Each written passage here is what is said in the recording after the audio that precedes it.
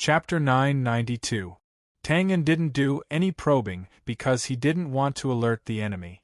So, he didn't know the details of the guards in the mansion. But the observation from different angles during the day wasn't in vain.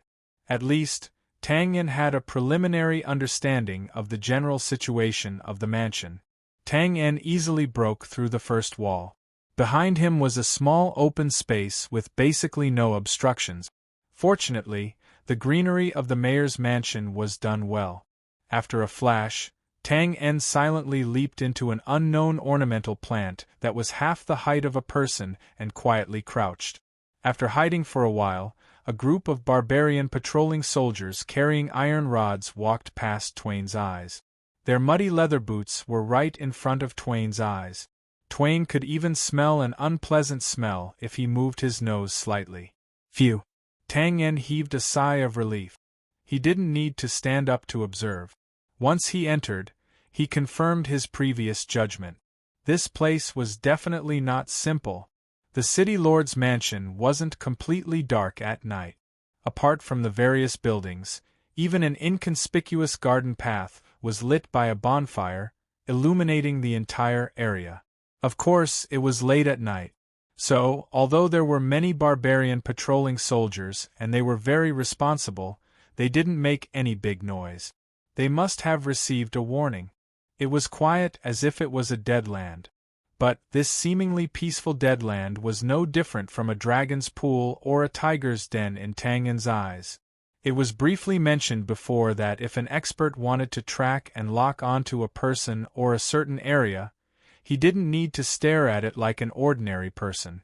Moreover, his vision had blind spots and was unreliable. An expert had a sharper perception than an ordinary person. As long as he released his perception, even if he closed his eyes, as long as that person or someone walked into the range of his perception, he could immediately sense it. For example, when Tang and Wu Ding had a short fight in the capital of Bran, Wu Ding had used his perception to track the traitor of the secret organization. Tang didn't use his perception. In other words, Tang preferred to call his perception killing intent. It was also a mysterious and subtle feeling, but with the help of his aura skill, his premonition of danger was much clearer and stronger. Now, in Tang's eyes, this deathly silent city lord's mansion was a terrifying land of death that was covered by many layers of danger perception. In other words, once something abnormal happened, countless northern wilderness elites would definitely jump out of their hiding places and join forces to attack. Noticing this, Tang took a deep breath. Instead of being shocked, he was overjoyed. He wasn't afraid of danger here, but he was afraid that this place would be too peaceful. Because being dull meant that there was no value in this place. Only being dangerous meant that there was something fishy going on. A moment later, after figuring out the patrolling pattern of this area, Tang moved. Like a ghost, like a shadow, he appeared and disappeared. He followed behind the patrolling barbarian soldiers who had just walked past and slowly explored the interior of the mayor's mansion. In fact, with Tang's speed, even if he ran past these barbarian soldiers, it was unlikely that the latter would react. They would just treat him as a breeze. However, to avoid alerting those layers of perception to the greatest extent, Tang still chose to restrain his breath and rely on his naked eyes to observe and judge. He found a loophole and slowly moved forward. Although it was slower this way, it was safer. The group of barbarian guards who didn't know that someone had sneaked in were still patrolling, crossing, and changing shifts according to the fixed route. It could be seen that the guards here were all elites and must have been trained. With the advantage of numbers, there were almost no blind spots. Moreover, the deeper he went into the interior, the more intensive the patrolling became. It was like a heavenly net without any gap. With such strict security, if it was an ordinary assassin or a thief, or a so-called elite assassin or thief, even if they could sneak into the mayor's mansion, they would have nowhere to hide within a few steps. The reason was that the mayor's mansion was not a noble's manor. There were gardens, pastures, statues, and so on. There were too few things that were not of practical use. On the other hand, there were too many barbarian guards here. Moreover, under the guidance of an expert, an ordinary path would be passed by at least 2 groups of patrolling soldiers in just a few minutes. There was no time for the assassin to think about what to do next, and if he took a wrong step, he could only be forced to walk towards the edge of the blade. However, Tang En, who was in stealth mode, did not feel any sense of urgency. Instead, he felt a sense of comfort, like a fish in water. Of course, this did not mean that Tang En was already a pervert. Well, in fact, pervert was a compliment for him. He was just used to walking around in such an environment. That feeling was like a hardcore gamer who had finally encountered a game that tested his skill level. Ordinary people could not play such a game, but he could use a godly weapon called Small Area Perfect Control, and walk along the way with ease while crushing everything in his path. There was a hidden sense of superiority and accomplishment, and it was very refreshing. Of course, it was not that he did not encounter any problems. In front of an arched circular door that could allow 3 people to walk side by side, Tang En stopped. There was nothing unusual about this arched door. Any family with a little bit of wealth would have one. Usually, it was the entrance and exit of a garden. At the end of the winding path, there was an arched door that was decorated with decorative patterns. It could add a bit of elegance, or it could be used as a barrier to distinguish the inner and outer residences.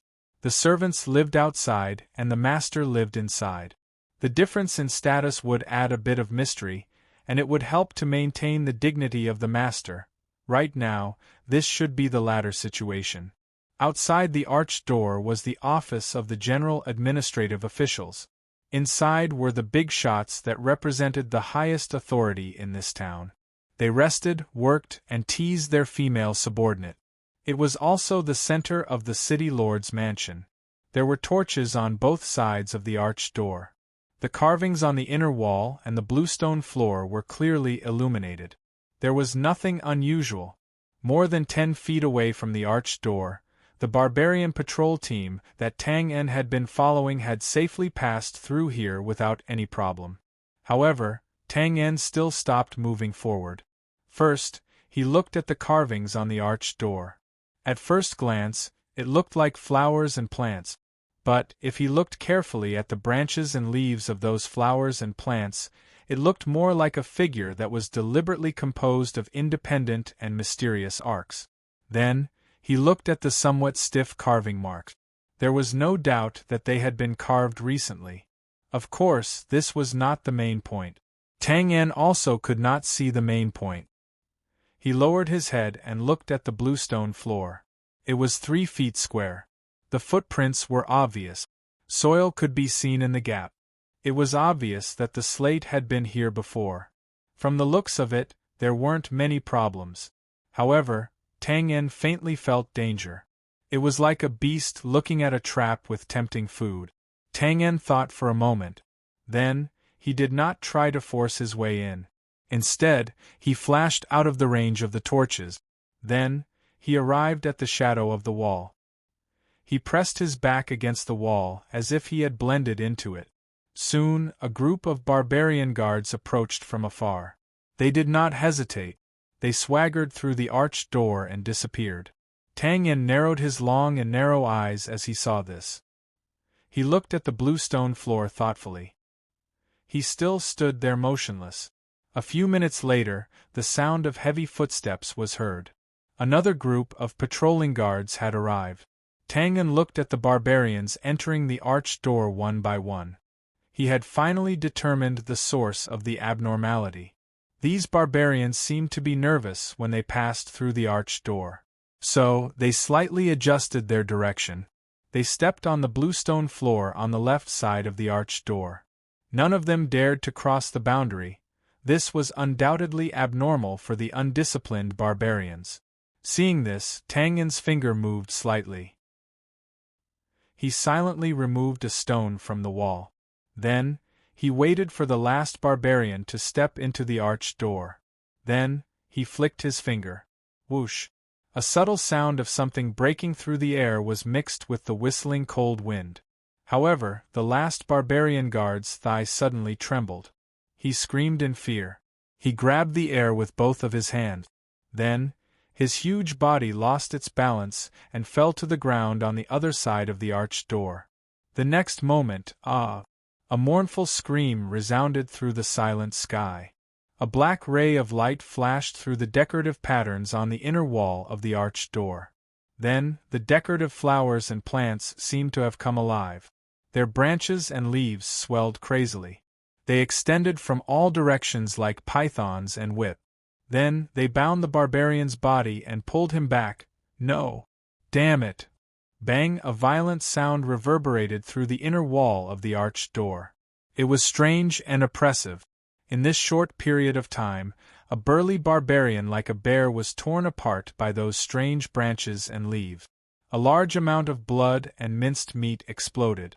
Most of it splashed inside the arched door. The barbarians who had not yet walked out of the arched door were dumbfounded. Their faces and bodies were drenched with blood. Some of it fell outside. It was a ghastly sight under the flickering light of the fire. Rustling sounds could be heard as the branches and leaves rolled around. They seemed to be crying and laughing at the same time. It seemed that tearing apart a living person was not enough to satisfy these strange branches and leaves. They intertwined and wrapped around the arched door like an octopus. Except for the safe bluestone floor, the entire area was covered. They squirmed and sucked on the blood and minced meat greedily, crawling everywhere. Such a horrifying scene frightened everyone present. It also startled Tang En in the distance. Who would have thought that such a ferocious trap would be hidden in this ordinary arched door passage? And this was just a single wrong step. Was this the magic of the barbarians? Tang En thought so. It was indeed a little strange. Tang En's guess was not wrong. However, it was more accurate to say that this was the sorcery of the barbarian god sect. Of course, the barbarians called it the divine art.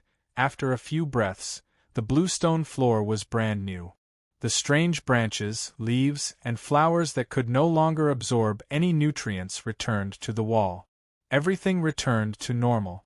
If it were not for the few trembling barbarians and the blood and minced meat scattered outside the arched door, no one would have known that someone had died here and that the corpse had been eaten by the flowers and plants. After a moment of silence, a roar sounded. F***CK. What's going on? What's going on? Didn't I say it before? Be careful, and be even more careful. Don't step on that damned place. No enemy. Team leader, he's too nervous. Why are you still standing there? Come out. The huge commotion by the arched door had undoubtedly broken the silence and attracted countless gazes. The patrolling guards nearby quickly ran over. Heavy footsteps could be heard and shadows of people could be seen. The light from the torches in the distance was like stars in the sky, constantly circling around. This was just the power in the open. While the miserable barbarian was howling, Tang En could feel waves of cold perception coming from all directions, like the cold moonlight, quickly covering the area and inspecting the area.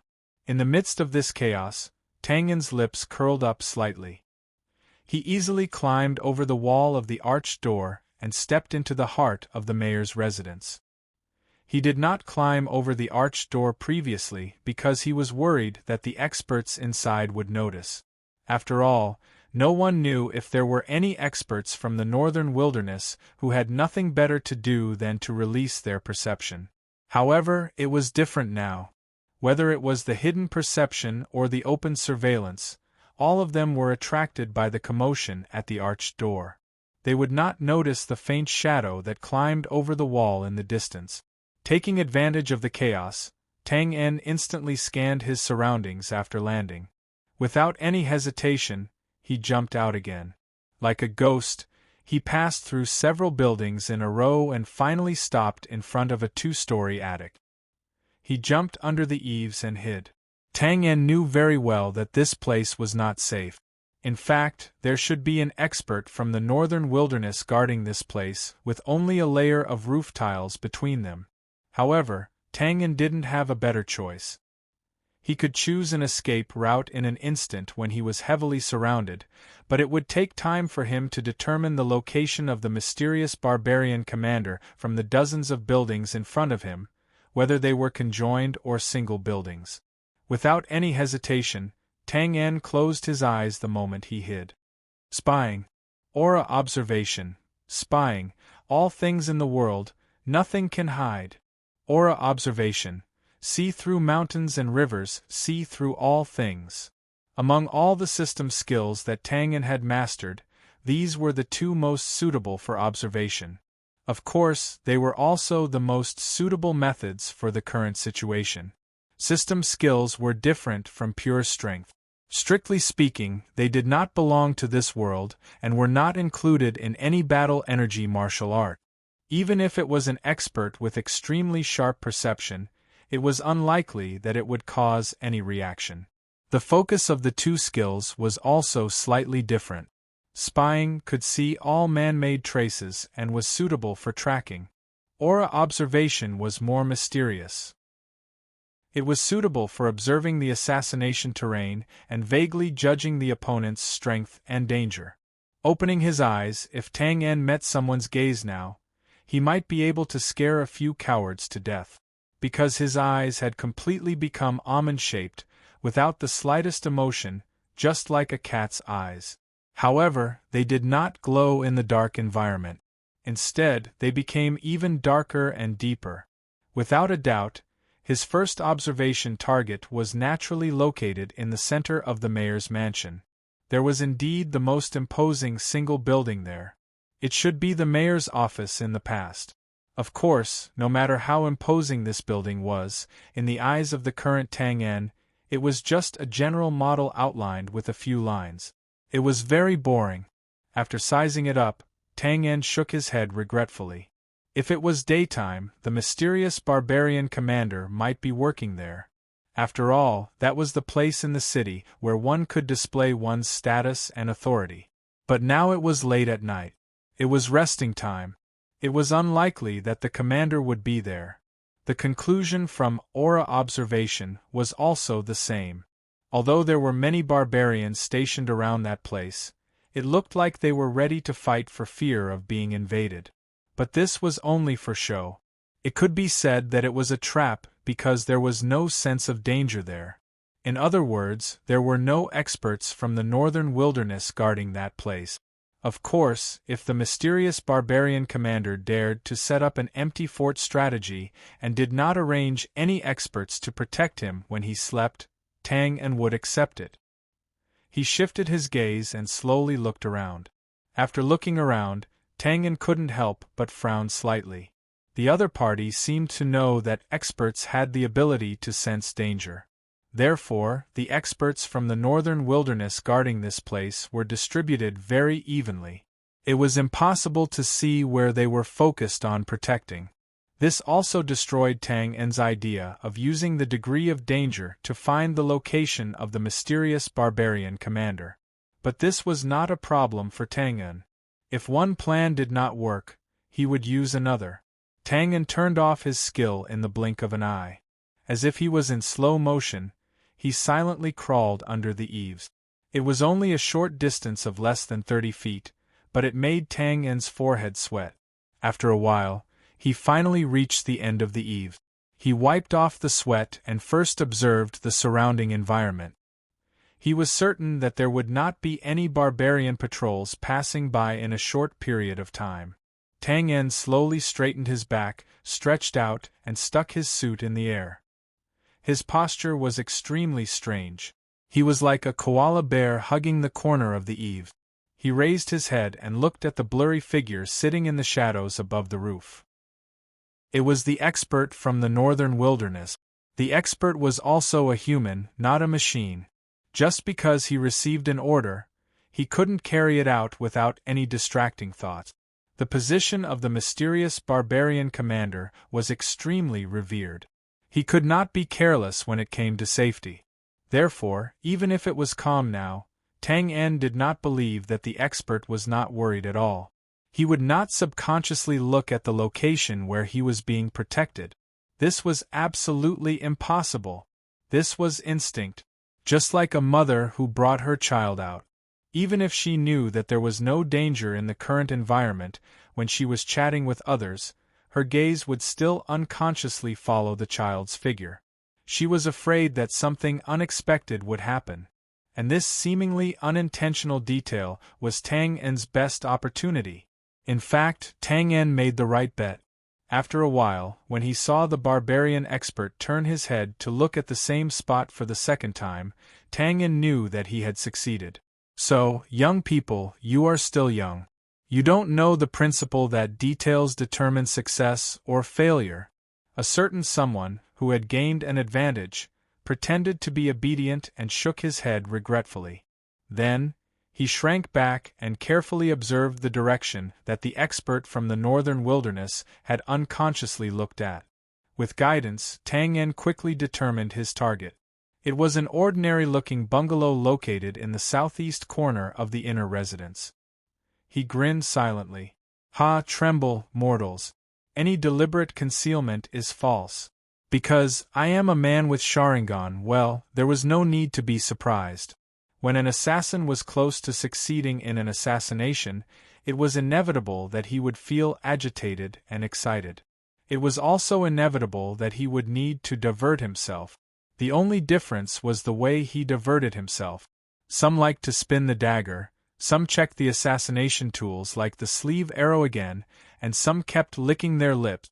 As for Tang En, he liked to let his imagination run wild. The more ridiculous it was, the more he would think. Generally speaking, this would not affect the assassin's next actions. For example, Tang En had already sneaked down the eave. Like a rat, he sneaked toward the target. Chapter 993. The distance from the eaves of the starting point to the bungalow in the corner of the destination was not far. It was at most 1,000 feet, which was 300 to 400 meters. It was less than a mile. An ordinary person's walking speed, if calculated according to the normal breathing speed, would take 2 steps per breath, approximately 60 to 70 meters. Take note that this was walking. In other words, an ordinary person would only need a few minutes to stroll through this journey. Taking a step back, an infant would only need a few dozen minutes to crawl in a straight line. However, in reality, Tang En had spent about 2 hours since he set off. Yet, he was still on the way. Such a situation was, of course, abnormal for Tang En. If it was on a normal day, Tang En could instantly flash to the door of his destination with the Nirvana realm teleportation. However, it was a pity that in this environment that was filled with layers of perception, any trace of spatial fluctuation would not be able to escape. Therefore, for the sake of caution, Tang En did not use any skills, blood energy, or any other external assistance. He relied on the assassin's basic skills, such as stealth and hiding. And because of that, this speed was nothing out of the ordinary for Twain. Take what happened just now as an example. When Tang En crawled past a decorative bush, he was not confident that he could pass through it directly because there was no cover around him. He stayed motionless beside the muddy grass and curled up for half an hour. In the end, if it was not for the fact that a small group of barbarian guards deviated from their route and moved to the side, which happened to block Tang En's perception line of sight, he would have continued to lie down and wait. If it was said that Tang En was able to walk through hundreds of flowers with ease when he was outside the arched door, not a single leaf could touch him. Now, all that was left was the painful torture of treading on thin ice, trembling in fear. The radar-like perception, the constant patrolling team, the hidden magic traps everywhere, the wind speed, breathing, crawling traces, and even the heartbeat, everything, regardless of whether it was subjective or objective, had become an interference factor that could expose Tang En's figure. Every inch forward required 100,000, or even 100,000 times of caution. Every step they took was a strategic victory. He had to admit that in the current environment, even with Tang En's ability, if he did not have a bit of luck to help him, he would have died here. For example, an hour ago, An expert who had been quiet for too long had actually walked out of his residence and wandered around. This was undoubtedly a sudden situation, and Tang En was caught off guard. At that time, the man was only a few steps away from Tang En. The two of them were only separated by the corner of the wall of a house. If he took a few more steps forward and turned his head, he would be able to see Tang En clinging to the wall like a gecko. Fortunately, he stopped in the end. Tang En, who was so scared that he didn't even dare to breathe loudly, thought that if he jumped out, he would probably scare the other party into thinking of revenge. Then, he slowly retreated and went around the other side of the house. He was lucky enough to escape the disaster, of course. Then again, in the whole world, only Tang En could reach this place with his own ability and not be discovered. Wu Ding couldn't do it either. If the latter came here, his only choice would be to directly break in with his sword outside the mayor's residence. Another half an hour passed. It was about 3 o'clock in the morning, and it was deep in the night. Tang En finally passed through the heavy blockade and came to the corridor outside the bungalow. He once again hid in the groove of the pointed roof. He panted slightly, wiped the dense sweat on his forehead, and sprinkled some powder to get rid of the smell of the sweat. Tang En was quite well prepared. Unfortunately, he did not meet a dog, and the bones in his arms were not used. He did all this in an orderly manner. At the same time, he leaned against the wall and listened to the movements in the house. Yes, it was silent. Tang En dared to swear that if the mysterious barbarian commander was not inside, he would definitely draw a circle and curse him. Ahem, well, I'm imagining things again. After a short rest, Tang En hooked his legs on the eaves and hung upside down in the air.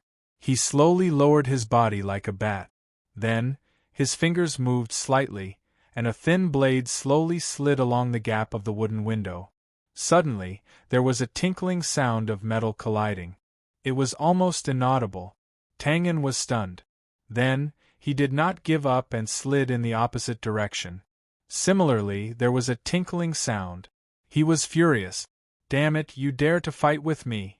Generally speaking, the buckle of a wooden window was also made of wood, so it looked harmonious. If it was made of metal, it would inevitably be neither fish nor fowl.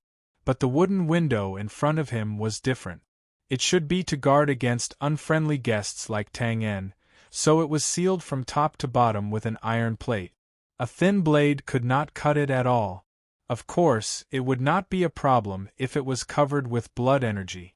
But in this space that was crowded with all kinds of perception, it was undoubtedly a delusion. Previously, he had broken through a dragon's pool and a tiger's den. It was not easy to reach the destination, but he was rejected by a few iron plates. Of course, Tang En was not satisfied. After thinking about it, he gritted his teeth and retracted his body. He turned his hand and put away the blade. This time, he showed his dagger. He touched the wall that was touching the eaves and decisively waved the dagger. With a poof, the solid wall was easily penetrated by the dagger like tofu. If one could see the cross-section of the wall, they would find that Tang En's dagger was inserted precisely into the gap between the stones. It was impossible to go through the door, and he could not enter through the window. So, Tang En could only dig a hole in the wall. The difference was that other people dug at the foot of the wall, but he dug at the top of the wall. The pitch-black dagger in Tang En's hand was not the defective product that was full of holes in the past. It was also not an ordinary item. Instead, it was a weapon that Lena had specially made for him. It had a name, and it was called Arthur's Dagger. It didn't need to be supplemented with any chi, blood chi, or any other external power, and it could cut through gold and jade.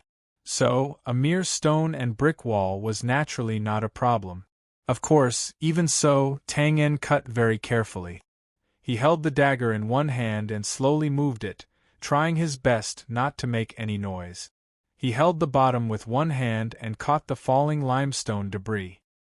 He was afraid that he would reveal any flaws and be sensed by the northern wilderness experts who were as sensitive as dogs.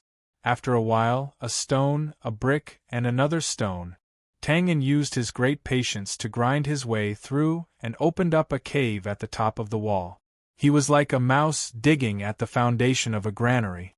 He persevered and focused.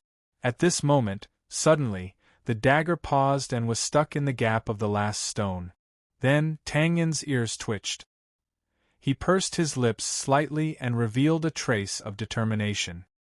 He slowly moved the dagger again.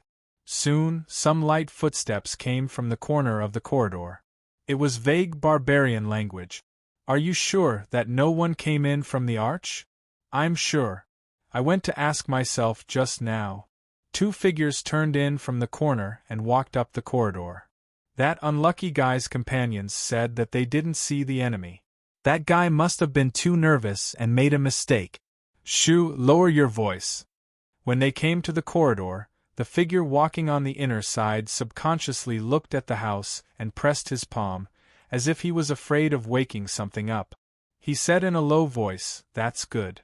Tell the brothers not to be careless. Keep your spirits up. It might not be peaceful recently." "Yes, sir. Don't worry." He waved his hand in an imposing manner.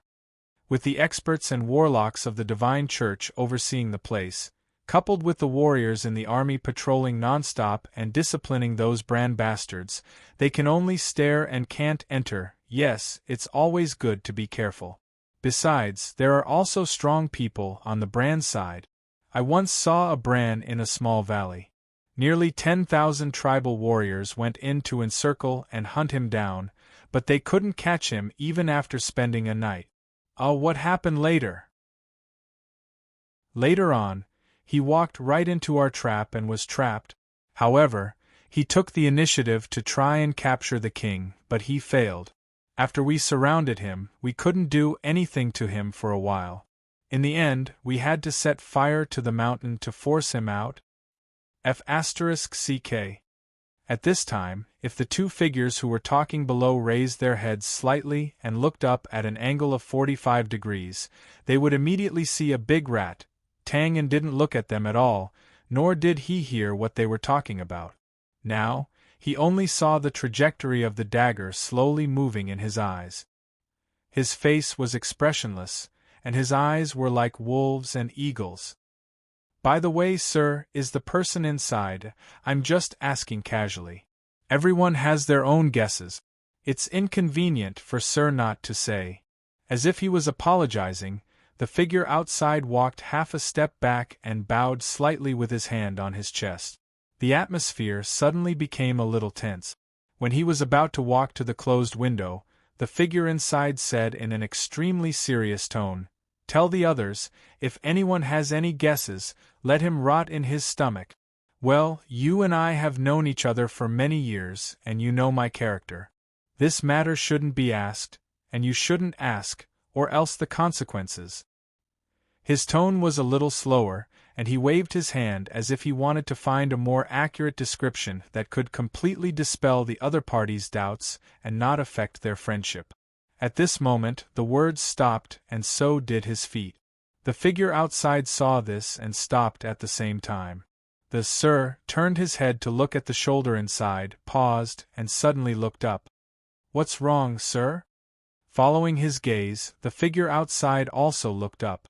The pointed ceiling of the corridor was pitch black, without any cover, and empty. "Nothing, just some dust. Well, let's go."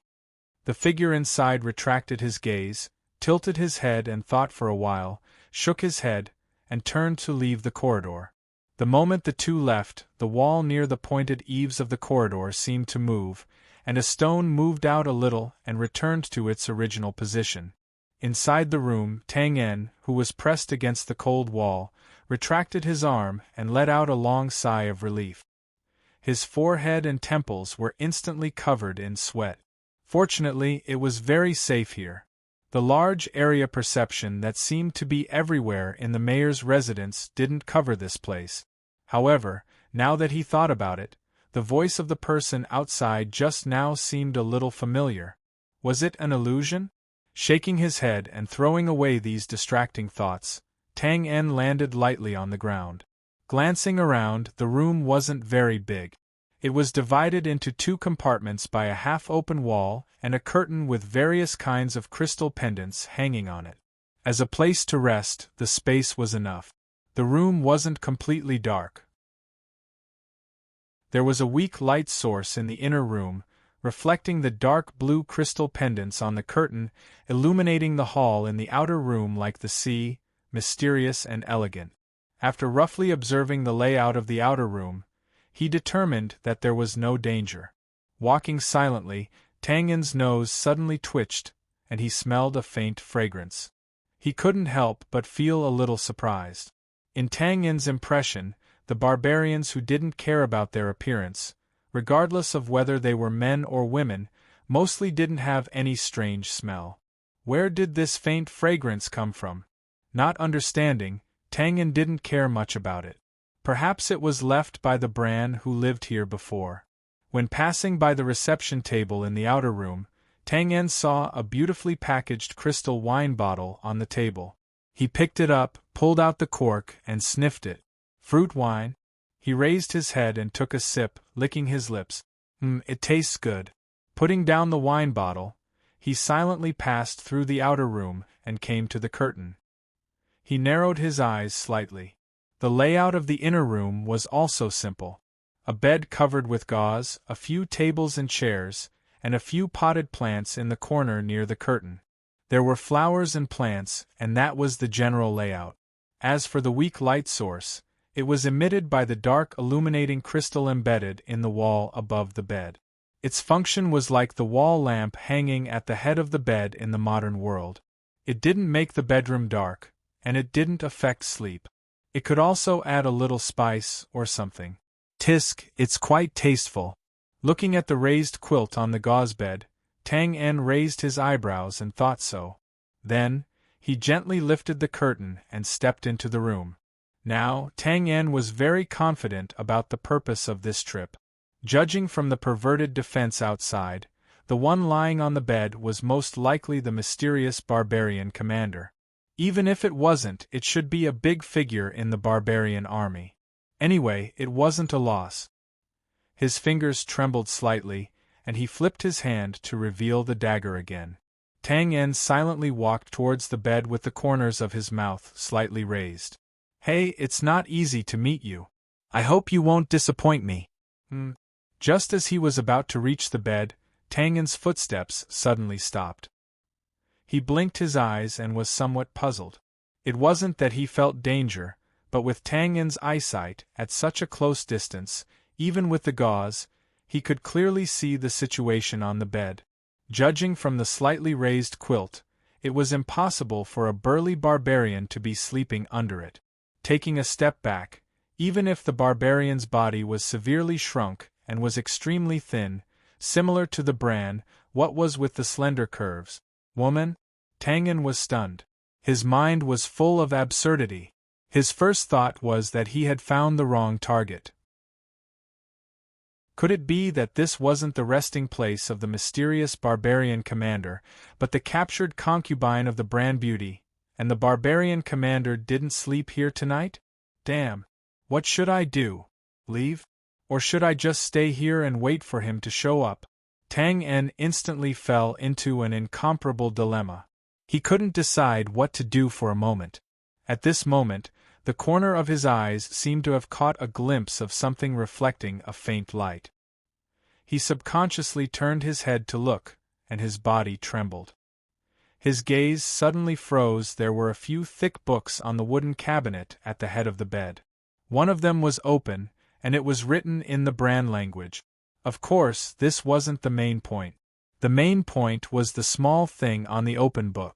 Metal frame, crystal lens, vertical side up, the lens reflecting a faint blue light. Glasses? Stupefied, Tang En stared at this modern object.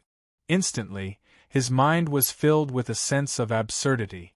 After a moment, he reluctantly came back to his senses. His heart was in a mess, as if 10,000 alpacas had galloped past. Gulp, his throat moved slightly, and he swallowed a mouthful of saliva. No way. An illusion. It must be an illusion. I did make a pair of glasses for her, but that doesn't mean it's her. Maybe I gave it away, or maybe she found out the method and mass-produced it in the northern wilderness. While constantly convincing himself, Tang En turned his head stiffly, stepped forward, and lifted the thin veil with trembling hands. Pause for a while. He took a deep breath and leaned over. Damn, it's really you. You seem to have the habit of covering your head when you sleep. Only your hair and half of your flawless face were exposed. But this was enough for Tang En to clearly recognize that this was not the Northern Wilderness Royal Highness Lan Sha he was familiar with. His body swayed. With one hand on the edge of the bed and the other rubbing between his eyebrows, Tang En felt that his mind was a little messy. Sort it out, I have to sort it out properly. Okay, this is not an illusion. But although the world is big, it's normal to occasionally meet a few acquaintances. As the saying goes, meeting an old friend in a foreign land is very normal, right? Right, my ass. As soon as his mind returned to normal, Tang En couldn't help but laugh bitterly when he thought about the brand's precarious situation and Lan Sha's ability. He knew that his previous judgment was correct. Now, he had indeed found the person he was looking for. Tang En and Lan Sha hadn't been in contact for long, only a few months, but this was enough for him to understand the other party's heaven-defying IQ, perfect view of the big picture, and precise control of grand strategies. Why didn't he think of this? What did the information that Wu Ding had given him say? The other party was an extremely outstanding commander. Although he was in a remote corner of the battlefield, he was able to devise strategies, see the overall situation clearly, and decide victory from 1,000 miles away. With such a rare ability, why didn't he associate the mysterious barbarian commander with this girl? He was really stupid beyond redemption. Tang En patted his muddled head. He forced himself to calm down and carefully analyze. He had come to kill the mysterious barbarian commander. And he had paid a great price for this.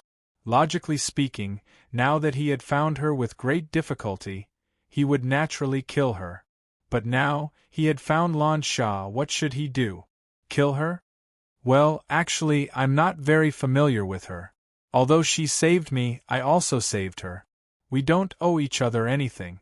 Moreover, she's an enemy. She also wanted to kill me. So, it's normal for me to kill her now. You're a beast, Tang En. Did you forget that you kissed her? Did you forget that underwater entanglement? Did you forget that she had protected you in the Imperial City in the Northern Wilderness? The angel and the devil. The two little Tang En were constantly fighting and entangling in Tang En's mind. They were shouting at each other and fighting fiercely. It was very lively. So much so that Tang En didn't notice that Lan Sha's eyelids were rolling, the side of her nose was slightly wrinkled, and her pink tongue was licking her lips. She seemed to have realized something and was waking up. When she finally reacted, she lowered her head and looked directly into Lan Sha's watery eyes that were slowly opening. Pausing, Tang En blinked and squeezed out a smile that wasn't very good-looking. Hi! Chapter 994. The night was like a curtain, and the cold wind was like a knife. The small town was still quiet and deep. A few lights did not provide much warmth. Instead, it made the place seem even more desolate. Of course, not everyone could see such a scenery. Except for the guards who were still patrolling the town and staying up all night in the mansion, most people had entered a sweet dream. There was almost no disturbance, like the crowing of chickens and barking of dogs in other towns. This was a normal situation because if there was, it would have been eaten by the barbarians in the mansion of the mansion. Sir? Sir? What's wrong? It was the two people who came from the bungalow, but now they were outside the mansion. The two separated for a short while, and then the man with a lower status came again. The sir was standing beside a tall tree not far from the gate of the mansion, with his head down and thinking about something. He looked a little absent-minded. The order to strengthen the security has been passed down. When I came here, I looked around and didn't find anything unusual. Sir, are you a little worried? Oh, there's nothing to worry about. It's just that. After a pause, the sir shook his head and smiled, as if he was mocking himself. Oh, maybe I haven't had enough rest recently, so I always think about nonsense. Do you remember the dust on my shoulder when we passed by the corridor? Look, you've forgotten about it, but I'm still thinking about it. I'm wondering if someone dug through the wall and entered the house right before we looked up. It shouldn't be. The man with a lower status was obviously stunned, and then he said, "The masters of the divine sect are watching. Even if someone could break through the layers of blockade and sneak in, digging through the wall is not a small matter. There must be some movement." Spreading out his hands, he said, "Yes, that's why I said I'm thinking about useless things, and I feel like I'm going crazy, ha ha." The sir could laugh at himself, but the man with a lower status certainly wouldn't be stupid enough to agree, even if he really thought so. He shook his head and said with a smile, "This shows that the sir cares about the guards, which is a good thing." "Ha, you also want to make fun of me." The sir was about to say something, but he suddenly stopped, frowning and looking at the night sky in the north. There was a faint noise coming from there. They were very far away, but if they could hear the slight movements here, then the matter further away must be something big. This was undoubtedly abnormal. Nowadays, the small town was almost no different from a military camp. Moreover, a curfew had been imposed recently. Even the most undisciplined barbarians knew that they couldn't cause trouble here at this time. Taking a step back, even if they wanted to cause trouble, they shouldn't have done it in the North District. Instead, they should have done it in the South District, where the Bran was held captive. "I'll go take a look." The person with a lower status immediately turned around and ran out of the door. He said that he was going to take a look. Of course, there was no need for him to personally cause trouble. This was an area controlled by the military. When there was a commotion, someone would send detailed information to the command center. Sure enough, in less than 5 minutes, someone with a lower status rushed in from the gate. Something happened at the mobile barracks in the northern city district. A small team of scouts from the front line came to deliver information the day before yesterday. Because they were ambushed on their way here, they stayed here for a few days to rest and reorganize. But now, more than 10 Serpentis guards were found dead in their rooms. When? How did you find out? About 10 minutes ago. One of the dead Serpentis guards had a brother here. Tonight, it was his turn to patrol. After changing shifts, he asked his brother to go to the South District with him. He hesitated and looked up at the commander. The latter's face was ashen. Although he didn't say it clearly, the two of them were undoubtedly clear about what was going on. The South District was the place where the Bran captives were held. Not only were there Bran soldiers, but there were also Bran civilians who didn't have time or didn't want to leave for various reasons. There were also women among them. Some things that happened in the war were extremely cruel, but also extremely common. The soldiers who survived the battlefield were in a state of extreme excitement and brutality for a short period of time. They always wanted to vent their emotions in a certain way. Therefore, the problems of massacring cities and raping and looting after the war basically existed and were deeply rooted in their minds.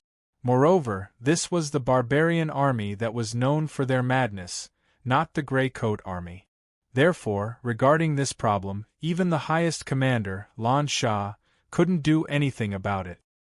He could only continuously issue prohibitions and increase the severity of the punishment. In fact, the situation from the mouth of this person with a slightly lower status already proved that Lan Shah was indeed very strict with this area. This Serpentis guard could only find an opportunity to avoid the curfew by changing shifts on patrol. He wanted to take his brother to have some fun. He waved his hand and said in a deep voice, "Continue." Yes. Later, when the guard found the mobile barracks, he found that his brother and a few other Serpentis guards had their throats broken or their throats slit. They were all killed in their own rooms. None of them survived. No, the leader of the small scout team was still alive. According to him, another one was missing. Oh right, the bodies of a few Serpentis guards were also found in the room of the missing person. As for the missing person himself, we don't know where he went. Missing?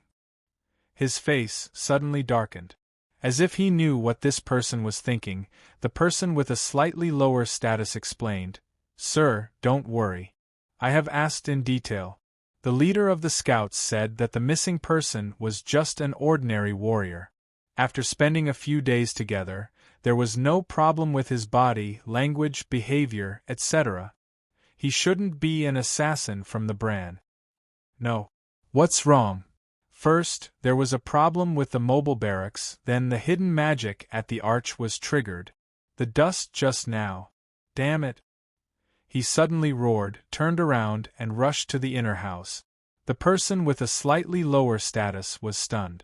Then, his expression changed slightly and he quickly followed. There was no actual evidence, but there were too many unexpected situations that happened tonight. If it was just looked at separately, there was no problem. But if it was combined and connected, and a timeline was drawn between the three, then it would be just right to connect, he roared. "Alert! Alert! Everyone, guard the various checkpoints and the high walls on all sides." A few minutes ago, in the bungalow, all encounters in the world were reunions after a long separation. What Tang En wanted to say was that all reunions after a long separation in the world were retribution. He traveled across mountains and rivers, went through untold hardships, and narrowly escaped death. He thought that he could succeed in one go and hide his identity and reputation. But he didn't expect to make a mistake at the last moment. The dagger that he showed could not be swung down. So, looking at the slowly waking up and opening his watery eyes that were still drowsy and had severe myopia, what could Tang En say? He could only blink and squeeze out a not-so-good-looking smile. He greeted, "Hi," and Lan Sha was obviously not fully awake, but when he looked up at the familiar face in front of him, he still responded subconsciously. Then, he blinked and frowned slightly, as if he was puzzled and thinking. Tang En saw this and thought that the other party was about to wake up and scream. He quickly raised his arm and was about to seal the other party's mouth. However, Lan Sha was the first to speak. In a familiar tone, she said, "You're here." His hand paused in midair, and then he withdrew it and touched his nose in confusion. Lan Sha's expression did not seem to be fake, which made Tang En even more confused. Could it be that Lan Sha had already expected him to come? It couldn't be, right? Even fortune-telling was not so accurate. "Let me think, we haven't seen each other for a few months, right? I thought you wouldn't appear again and had already forgotten about me." Lan Sha wrinkled her nose and snorted coquettishly. Then, she seemed a little sad, buried herself in the quilt, and said in a muffled voice, I forgot about you. I thought I could forget about you and sleep well. I didn't expect. It still didn't work." She moaned softly, more like muttering to herself. Tang En was stunned when he heard this, and then he understood a little. Lan Sha did not seem to be awake, or rather, she thought that she had not woken up yet, but was in a dream. Tang En was silent for a moment, then he sighed silently and slowly put away the dagger.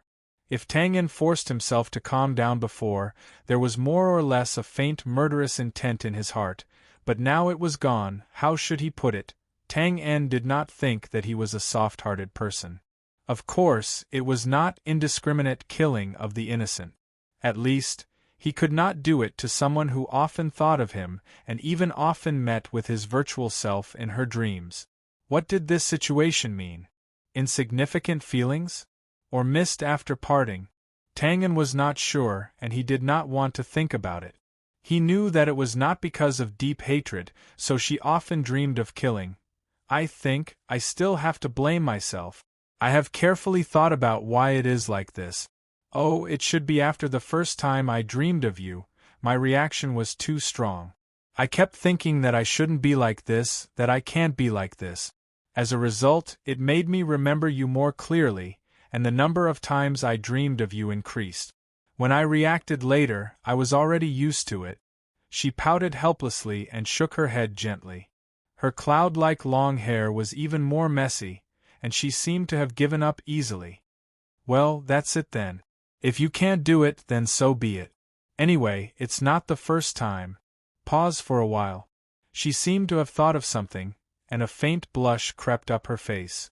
She lowered her head again, and her slender fingers grasped the corners of the quilt tightly. But you can't go too far today. I've been very busy recently, and I have to command the war. The warriors are too stupid. I have to consider all kinds of situations, sudden accidents, and so on, and then write the response strategy in the military order. This way, they won't fight randomly. So, at most, kissing. You can't do anything else. I have a regular meeting tomorrow morning. Damn, you're rational now. The corner of Tang En's mouth twitched. Hearing this, he only felt that the nerves on his face were paralyzed. Come on, this is not what I want to do. It's clearly your own thoughts that are not pure, and your taste is too strong. She saw that Tang En was standing there in a daze, without the slightest reaction. Lan Sha hesitated for a moment, and like a puppy, she revealed a slightly fawning smile. She stretched out her white arm and hooked it around Tang En's neck. Sorry, don't be angry. Next time when I'm not busy, you can come again. Being pulled over, feeling the throbbing touch of the soft and warm cotton between his lips, as well as the nimbleness that entered his mouth, Tang En's long and narrow eyes suddenly widened. For a moment, he felt as if he had been struck by lightning. He was dumbfounded and did not know how to react. Damn it, it's not that I don't understand, but this world is changing too quickly. The rhythm is wrong. Lan Sha pulled away and touched Tang En's face. She tilted her head in confusion. Strange, this dream was so real. She did not understand, so she did not think about it. That was the good thing about dreams. Lan Sha laid back on the quilt with a clear conscience. She nodded and blinked her eyelashes. That's it then. See you next time. Bad guy, he. After she finished speaking, she obediently closed her eyes and smiled. And goodbye, damn. Subconsciously, he turned around and waved. In an instant, he reacted. Tang En wanted to slap his own mouth. Damn it, why are you saying goodbye? Do you really want to disappear like a dream? He exhaled and scratched his head. This was something that Tang En often did recently to highlight his silly image as a barbarian. But now, if it was possible, he was willing to scratch his head in order to have a real silly character. In this way, he did not need to care about these trivial matters anymore. He could just directly end it. Damn it, what a dilemma! But soon, Tang En did not have to worry about it anymore. It was a good thing because someone helped him make a choice. His expression changed. The sharp perception that was everywhere before instantly descended again. This time, it did not even let go of the room in front of him. Tang En suddenly turned his head and looked outside. Dong dong dong, there was a slightly hurried knocking on the door. The familiar voice sounded again. Your General, there's a change in the military situation. Please respond if you hear me. Andre? Tang En finally remembered who the owner of the voice was. His hand itched to slap himself again. Damn it, if I knew it was him, I would have guessed who it was. Of course, Tang En would not have thought that among the Serpentis guard that he killed on the way here, there was a brother who wanted to invite him to a brothel. But Tang En absolutely did not believe Andre's excuse of a change in the military situation. He knew that he had been exposed. But Andre, who was outside, was not sure what was going on inside. Lan Sha's identity was special, and she was a woman. It was not good for him to rush in without saying goodbye. As for the perception that was probing around the room, although it was extremely sharp, if Tang En wanted to conceal it, the other party would not know that there was another person in the room. After all, before this, Tang En had been sneaking in while enduring these perceptions. Of course, at this point, he could not hide it even if he wanted to. And at this time, Lan Sha woke up. "Hey, you haven't left yet?" The difference between a dream and reality was that you might not remember what happened in a dream even if you wanted to. But what happened in reality, you might not be able to forget it even if you wanted to. When she opened her eyes and saw Tang En again, Lan Sha naturally thought of the scene just now. But because of the sudden switch between dream and reality, she was obviously a little confused and asked such a silly question as soon as she opened her mouth.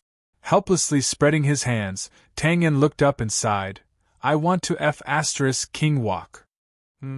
What do you mean?" Lan Sha half sat up and leaned against the headboard. Under the bedding, a large area of white skin and jade bones above her underwear was revealed. She did not notice and scratched her long hair with a confused expression. Then, her arms stopped and her eyes instantly became clear. At this moment, bang, bang, bang. The sound of stones falling to the ground suddenly came from the outer hall, and the whole room trembled slightly. "Damn it, sir, the wall is really dug through. Ah, charge in." Before the roar fell, there was a loud bang. The door of the outer hall should have been directly broken open. Waves of strong wind instantly swept in, and the pendant door curtain immediately swayed, causing the dark blue light on the wall to seem to come alive, swaying like the sea. "Put on your clothes." Turning his head to the dazed Lan Sha, Tang En's figure flashed and disappeared from the side of the bed in an instant. He flashed in front of the door curtain like a ghost and waved his palm. Whoosh, like a sudden gust of wind, the pendant door curtain flew in the opposite direction again. The first to rush in was, of course, Andre. At this time, his heart was full of self-blame and panic. He had obviously noticed that something was wrong, but he did not carefully come in to check, so he missed the best time to rescue. Now that such a long time had passed, what should have happened must have happened. He really did not dare to think about what he would see if he rushed through the door curtain. Andre did not see the dead Lan Sha, or more accurately, before he rushed through the door curtain, he saw a palm directly in front of his chest, and there was no way to avoid it. Damn it, bang! Andre, who thought that he was going to die, only felt a pain in his chest, and his body flew out like a cannonball. Bang, bang, bang! He just happened to collide with a group of experts who rushed in behind him.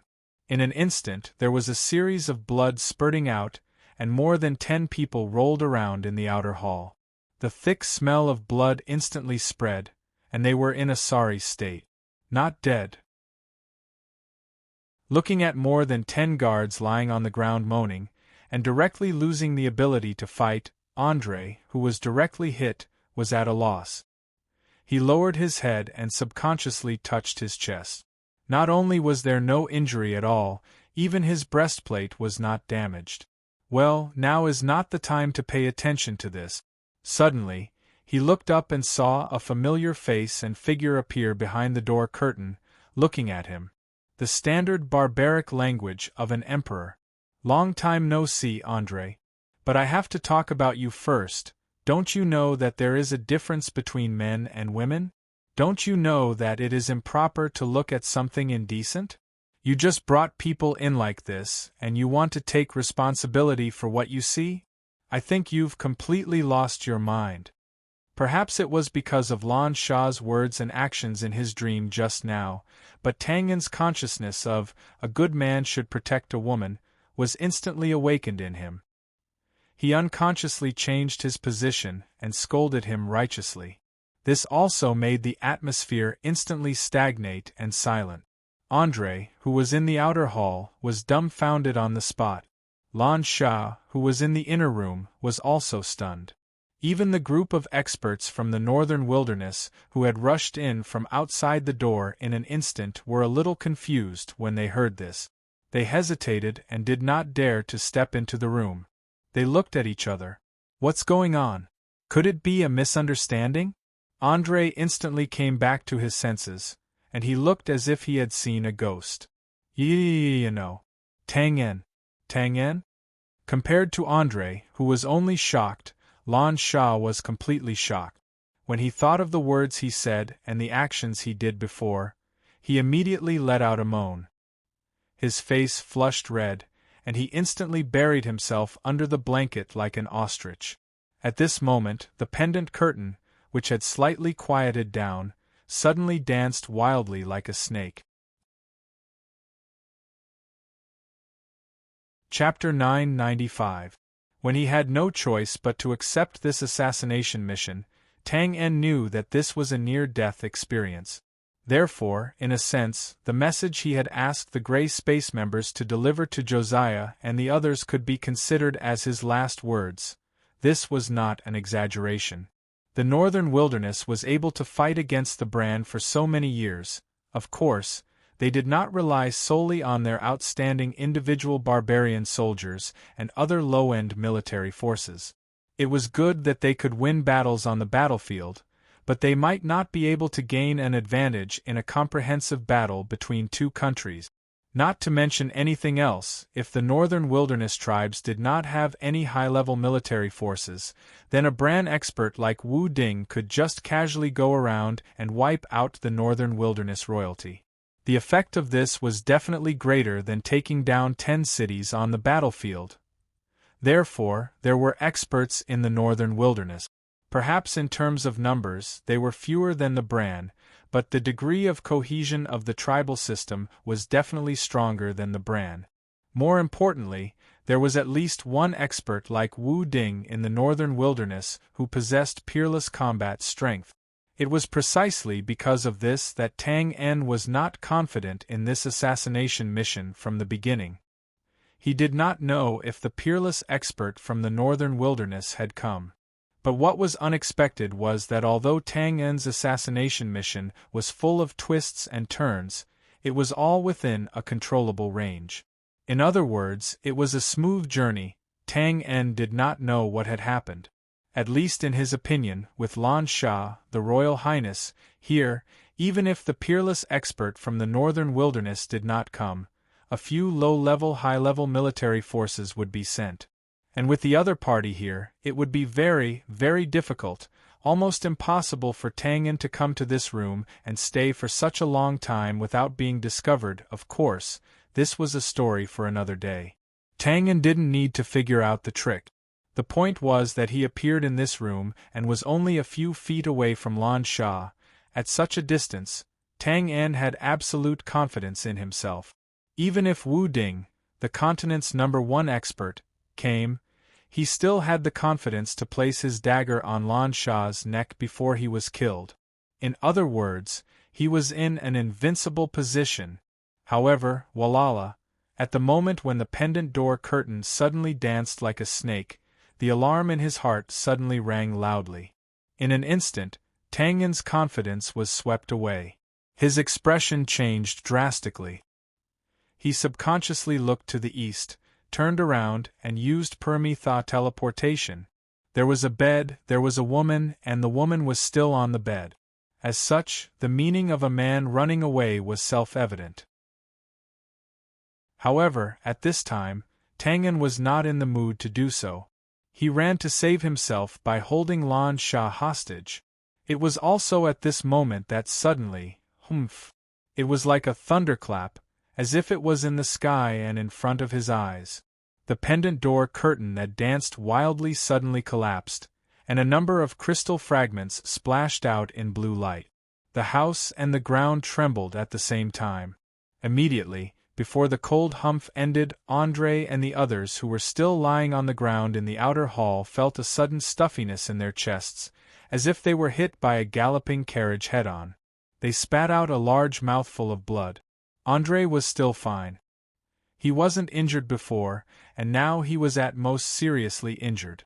However, the more than 10 guards who were already seriously injured were miserable. After they spat out a mouthful of blood, they collapsed to the ground.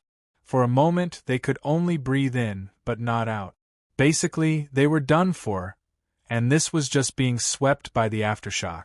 In the inner room, under the mountain-like pressure that seemed to be able to shake the space, Tang En was instantly forcefully pulled out from the Permetha teleportation. He fell back to the real world from the parallel space again. He landed on the ground and bent his knees. Boom! Cracks appeared on the ground under Tang En's feet. It instantly spread like a spider web and collapsed. The power of a humph? The power of a humph. An expert, an absolute expert. No. It was a peerless powerhouse. Roar! His sleeves rolled up violently, and he let out a muffled roar. He bent down and straightened his body again. His expression was slightly ferocious and distorted. Tang En knew that he had been careless, or more accurately, he had underestimated the terrifying strength of a peerless powerhouse like Wu Ding. However, this didn't mean that he had lost. His opponent was obviously still far away. Now, he only had a rough perception. Otherwise, he wouldn't have been unable to accurately lock onto the target. The power from the void even implicated Andre and the others. Therefore, he still had a chance. In the roar, the bloody dagger slashed vertically in front of him. It was only one slash, but it seemed to have cut through the shackles of space and cut through the mountain-like pressure. Then, his body twisted strangely and squeezed through the gap of the slash. His direction didn't change. He was still at Lan Sha's bedside. A faint sound of surprise came from the void. It was much clearer. Obviously, his opponent was approaching quickly. Then, the emotionless cold voice came again. "How dare you? Die!" As soon as the word "die" fell, the night wind suddenly swept in from above. The roof of the inner room was completely crushed into dust in silence. Then, a huge power like a tsunami pressed down with a loud bang. Like a wolf, like a tiger, like a lion, like a bear, and mixed with some unknown ferocious magical beast. In the deep black air that filled the sky, many magical beast phantoms appeared together. They bared their fangs and brandished their claws, roaring in all kinds of forms. It was simply too much for the eyes to take in. It was a spectacular sight, and it was obvious that as the distance narrowed, the opponent's attacks became more accurate. It was also an area attack, but Lan Sha, who was at most 2 feet away from Tang En, wasn't affected at all. His fluttering hair was blown by the night wind. In other words, the pressure that Tang En, who was locked onto, was facing would increase exponentially. Tang En didn't raise his head to look at this rare spectacle. Of course, it was useless even if he looked. He decisively waved his dagger and shouted, "Storm, explode! Explode! Explode!"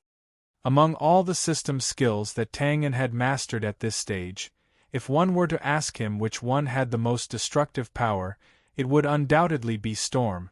Although Slaughter Feast sounded more powerful, Tang En hadn't touched the threshold yet, so naturally, it didn't count. However, unlike the Bloody Blade hurricane that swept everything in the past, this time, Tang En didn't wait for the hurricane to form and directly exploded it. In an instant, the air exploded continuously.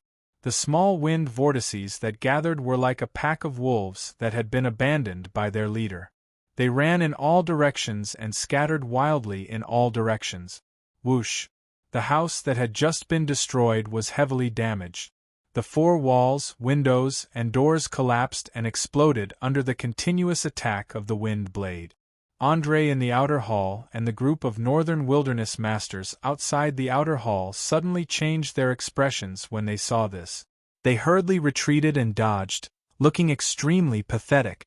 Of course, under Tang En's conscious control, most of the small Bloody Blade hurricane directly soared into the sky and collided head-on with the black air that was pressing down to the roof.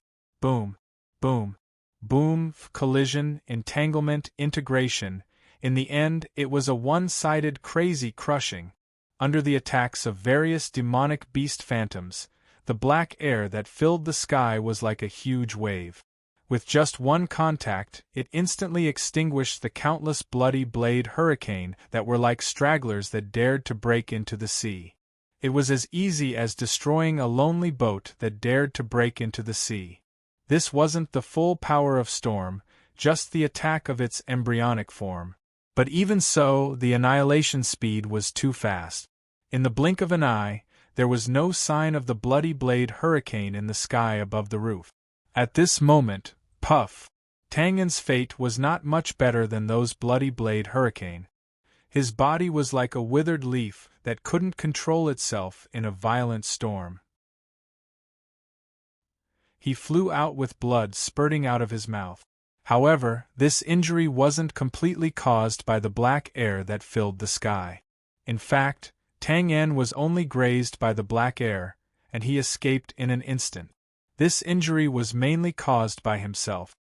He had forcefully detonated the storm skill and used it as a backfire to escape. Therefore, the direction he fell was not far from what he expected. He successfully approached Lan Sha by 10 feet. Of course, although the black air didn't hit Tang En for the time being, its destructive power was real. Tang En's vision was a little blurry now. There was a bloody light in front of him. In fact, it wasn't just his eyes. Tang En's facial features were bleeding. His internal organs felt like they were being crushed by a millstone over and over again. He was burning and in excruciating pain. But for an assassin, as long as he didn't die, pain and injuries were completely bearable. He rolled and got up. His shaky vision focused on Lan Sha's bloody neck. As for the other party's facial expression, he didn't need to think to know that it was stupefied. The situation came too suddenly and too quickly. It was troublesome to talk about, but in fact, it happened in the blink of an eye. In such a short time, Lan Sha, who didn't know martial arts, of course couldn't react in time. But this was a good thing for Tang En. At least, Lan Sha, who was in a daze, didn't run or hide. He took a brazen step forward. Close to 5 feet. He stretched out his palm. Close to 2 feet. He flipped his hand and revealed a dagger. It was about 1 foot. The distance of 10 feet was instantly shortened by Tang En. Now, he only needed to lean forward and he could put the dagger on Lan Sha's bloody neck. But just as Tang En leaned forward with all his strength, the cold voice with a little disdain sounded again. This time, it was as if it was right next to his ear. Struggle on the brink of death. In an instant, a huge power that could almost flatten a 10,000 feet tall mountain was cast straight down. It was like the wrath of the heavens that couldn't be resisted and couldn't be resisted. Tang En gritted his teeth. His face was hideous and twisted. His outstretched arm was trembling. Trembled slightly up and down, left and right. It was as if there was a mountain on his not-so-broad arm. It was a real mountain. It was a mountain. Finally, before Tang En's arm was completely broken, his 5-fingered palm couldn't support it anymore. The pitch-black dagger fell to the ground with a crisp sound. At this time, Tang En's palm was less than 1 foot away from Lan Sha's neck, which was the distance of the dagger. But now, the dagger was gone. It was so close yet worlds apart. There was no doubt that without the dagger, Tang En would lose. It could be foreseen that Tang En could only rush forward again and close the distance. He believed that it wouldn't take more than a second. But it was at this second that the black gas behind him, which was also close at hand, could drown him dozens of times. Don't. Lan Sha finally reacted from the drastic change. Because she was facing Tang En face to face, she saw Tang En, whose face was covered in blood and looked like a ferocious ghost.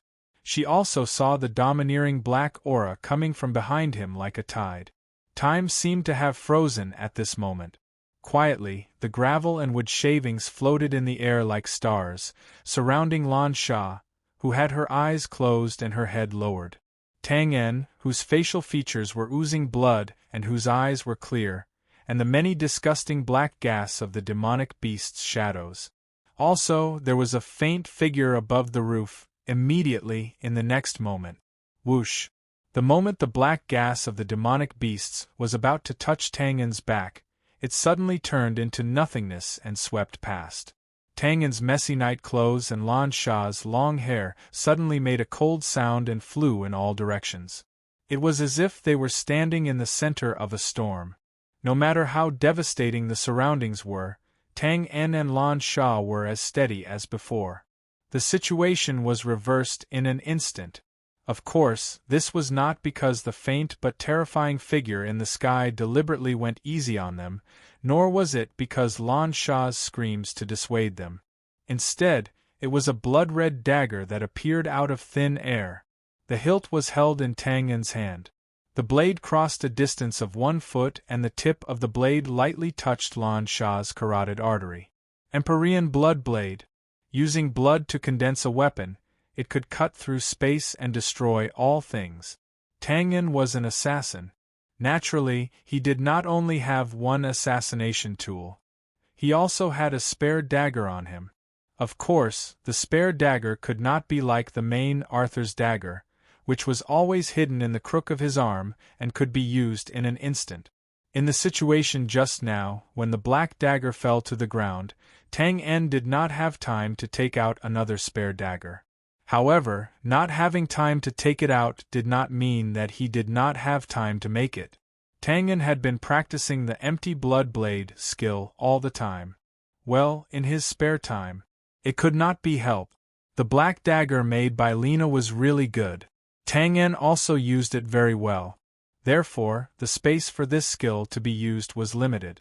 The last time it shone brilliantly, it seemed to be in the northern wilderness, in the confrontation with Yema between the cliffs. At that time, Lan Sha was also there. However, it was a bit ironic that Tang En used this skill to save Lan Sha's life. This time, he used it on Lan Sha's neck to threaten the peerless powerhouse in the sky and save his own life. The fact was that when a dagger suddenly appeared in Tang En's hand and was placed on Lan Sha's carotid artery, all the black gas and huge power disappeared in an instant.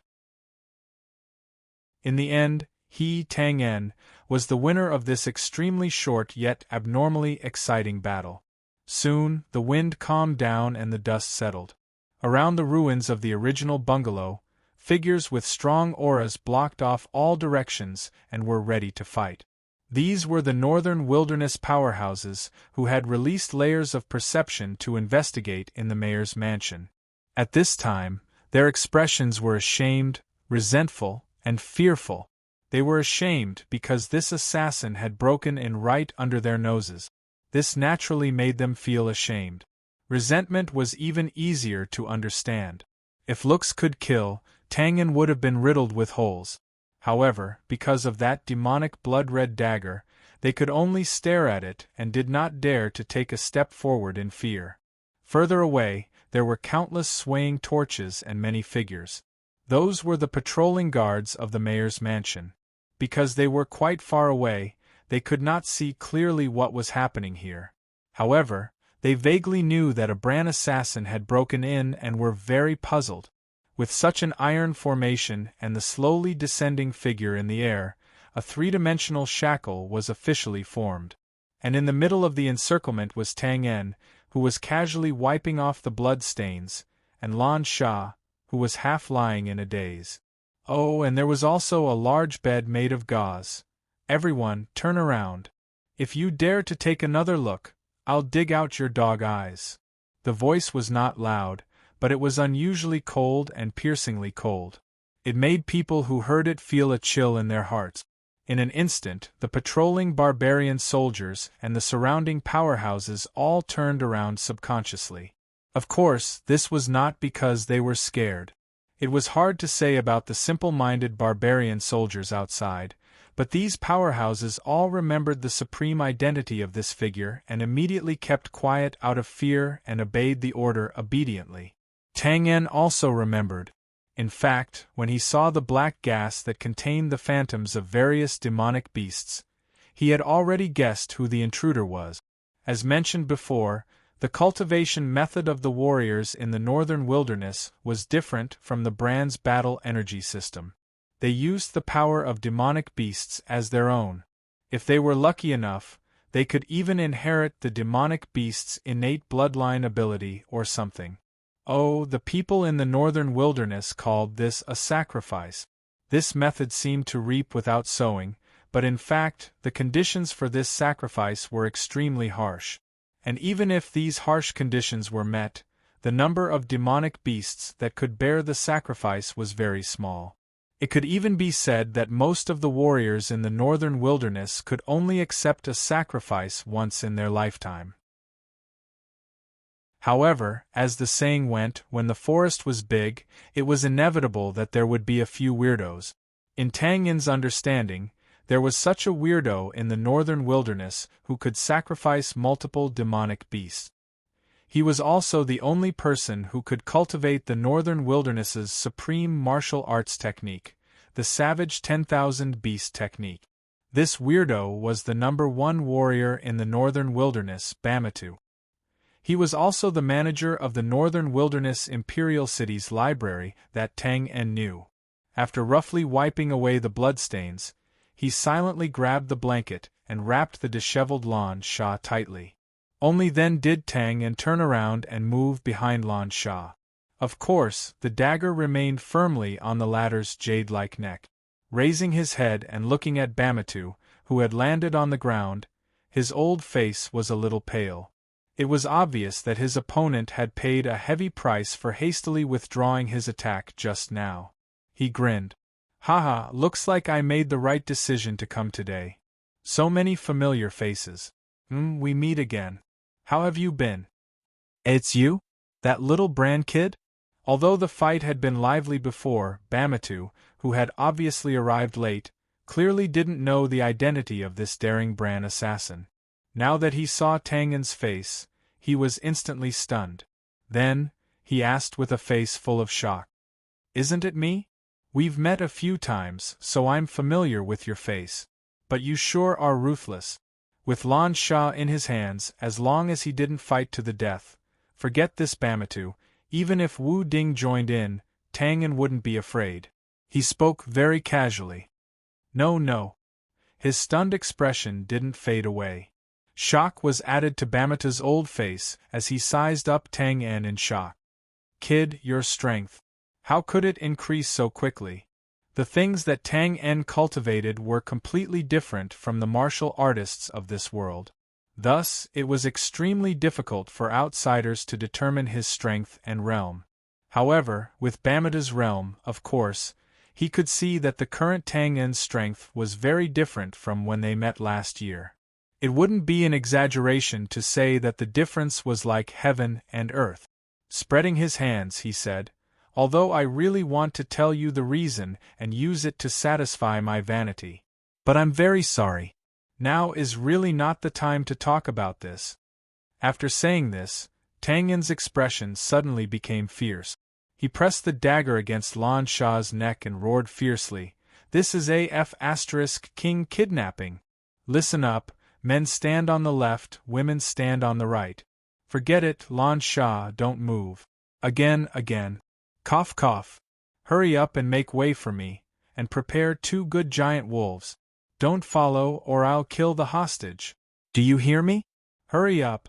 I know you, but the dagger doesn't recognize people. Hurry up." Chapter 996. Tang En was right. Now wasn't the time for idle chatter.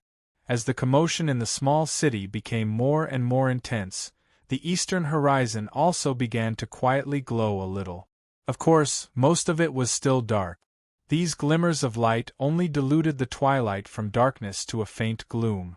Eastern District, Noble Manor. That's strange. Did something happen? Standing in front of the attic window, Yuan Fong couldn't help but frown as he gazed at the bustling commotion in the direction of the mayor's mansion. He subconsciously turned his head to look at the small table behind him. The dishes were ordinary and went well with the wine. More importantly, there were 3 wine glasses on the table, but there were only 2 people in the room. Glancing at Tiu, who was unconsciously kneading his fists with a strange and excited expression, Yuan Fong asked again, "Tiu, you have to tell me, who is that elder Ba? To be able to disappear in front of our eyes, his strength is not low." He became serious and vigilant as he spoke, but it was mostly due to concern. Yuan Fong was indeed a bit confused. Although he had drunk a few drinks with the white-haired old man, He didn't know the other party's true identity. Of course, he didn't intend to ask in detail. When Tiu found him, he only asked him to accompany an old man in the tribe for drink. At first, Yuan Fang only thought that Tiu wanted to build a relationship, so he didn't refuse. But when he saw the white-haired guest, Yuan Fang filtered through all the important figures in the tribe in his mind, but couldn't match him. In the end, he just thought that this was really an old man in the imperial family who was relatively close to Tiu, so he drank with him. Of course, he would also intentionally or unintentionally probe and listen to the conversation between Tiu and the old man to analyze the situation. But he didn't get much information. He only knew that Tiu called the other party Elder Ba, and that the other party was very familiar with the matters and people of the imperial family. This also confirmed the identity of the old man in the imperial family. Other than that, there wasn't much other information that he knew, and it wasn't very meaningful. For example, this Elder Ba really loved to drink. Every day, he would arrive on time at night and leave in the morning. When they arrived, they started drinking. Their alcohol tolerance was good, but their alcohol tolerance was average. She was a little rude when she was tipsy, and she did not care about Prince Tiu's identity, so she made a big fuss. In short, he was just an ordinary old man from the royal family. But just a moment ago, when this Elder Ba's expression suddenly changed and he threw down the wine cup, Tiu knew that he'd completely misjudged Elder Ba. That kind of pressure that was unconsciously released, yet almost materialized like a mountain, almost caused him to directly lie down under the table. After that, before he could recover from his shock, the pressure vanished along with Elder Ba. This unfathomable strength made Yuan Fang break out in a cold sweat. He couldn't help but feel scared. If this Elder Ba of unknown origins had any evil intentions, he and Tiu would definitely not be able to escape death. Tiu seemed to have heard the concern and worry in the question. His expression was a little hesitant. In the end, he sighed, turned his head, and said with a smile, "Uncle, you must have heard of him. Bamatu Elder Ba." Hiss! Although he was mentally prepared, when Yuan Fang heard the name of this supreme identity that far exceeded his expectations, he still couldn't help but suck in a breath of cold air. He was dazed. It's actually him. No wonder Yuan Fang had indeed heard of this name. Or to be more precise, as long as it was a member of the tribe, from the little kids to the tribe leaders, regardless of gender or age, they would all have heard of this name. Moreover, it resounded like thunder in their ears, and they madly worshipped him, because this name, Bamatu, represented the supreme title of the number one expert in the northern wilderness. I see, he's here to protect Prince Lan Sha. Yuan Fang didn't blame Tiu for not telling him the inside story. In his opinion, this was the right thing to do. After all, Bamatu's identity was indeed sensitive. Once it was known by outsiders, it would draw out the powerful experts from the brand side. Then, he thought of something and his expression changed again. He suddenly turned his head in the direction of the city lord's mansion. Leaving in such a hurry, could it be that Prince Lan Sha's side? He wanted to say something but stopped. He turned his head again and looked in shock at Tiu, who had regained his composure. The latter didn't turn his head, but he seemed to know what Yuan Fang was thinking. The corner of his eyes twitched and he spread his hands. "Uncle Yuan Fang, you're really... It's not like you don't know who I have. Do you think that even if Elder Ba wasn't here, they would be able to successfully sneak into the city lord's mansion and complete the assassination?" Yuan Fang's expression couldn't help but soften when he heard this. This was indeed the case. They came back in a hurry this time, so they didn't bring many experts with them. Moreover, it was impossible for him, the deputy general, to not know anything about this operation. Moreover, even if Tiu wanted to assassinate them, the royal guards in the city lord's mansion weren't easy to deal with. In comparison, their strength was obviously much weaker. This should be the reason why Elder Ba was relieved to take a break and come out to drink. However, this was also the reason why Elder Ba was relieved to take a break and come out to drink. However, Tiu glanced at the relieved Yuan Fong. His eyes flashed, and he silently said to himself, "Uncle Yuan Fong, it's true that I didn't assassinate them, and it's true that I don't have any experts on hand. However, this doesn't mean that there aren't any experts on the brand side, and it also doesn't mean that I can't kill them with a borrowed knife."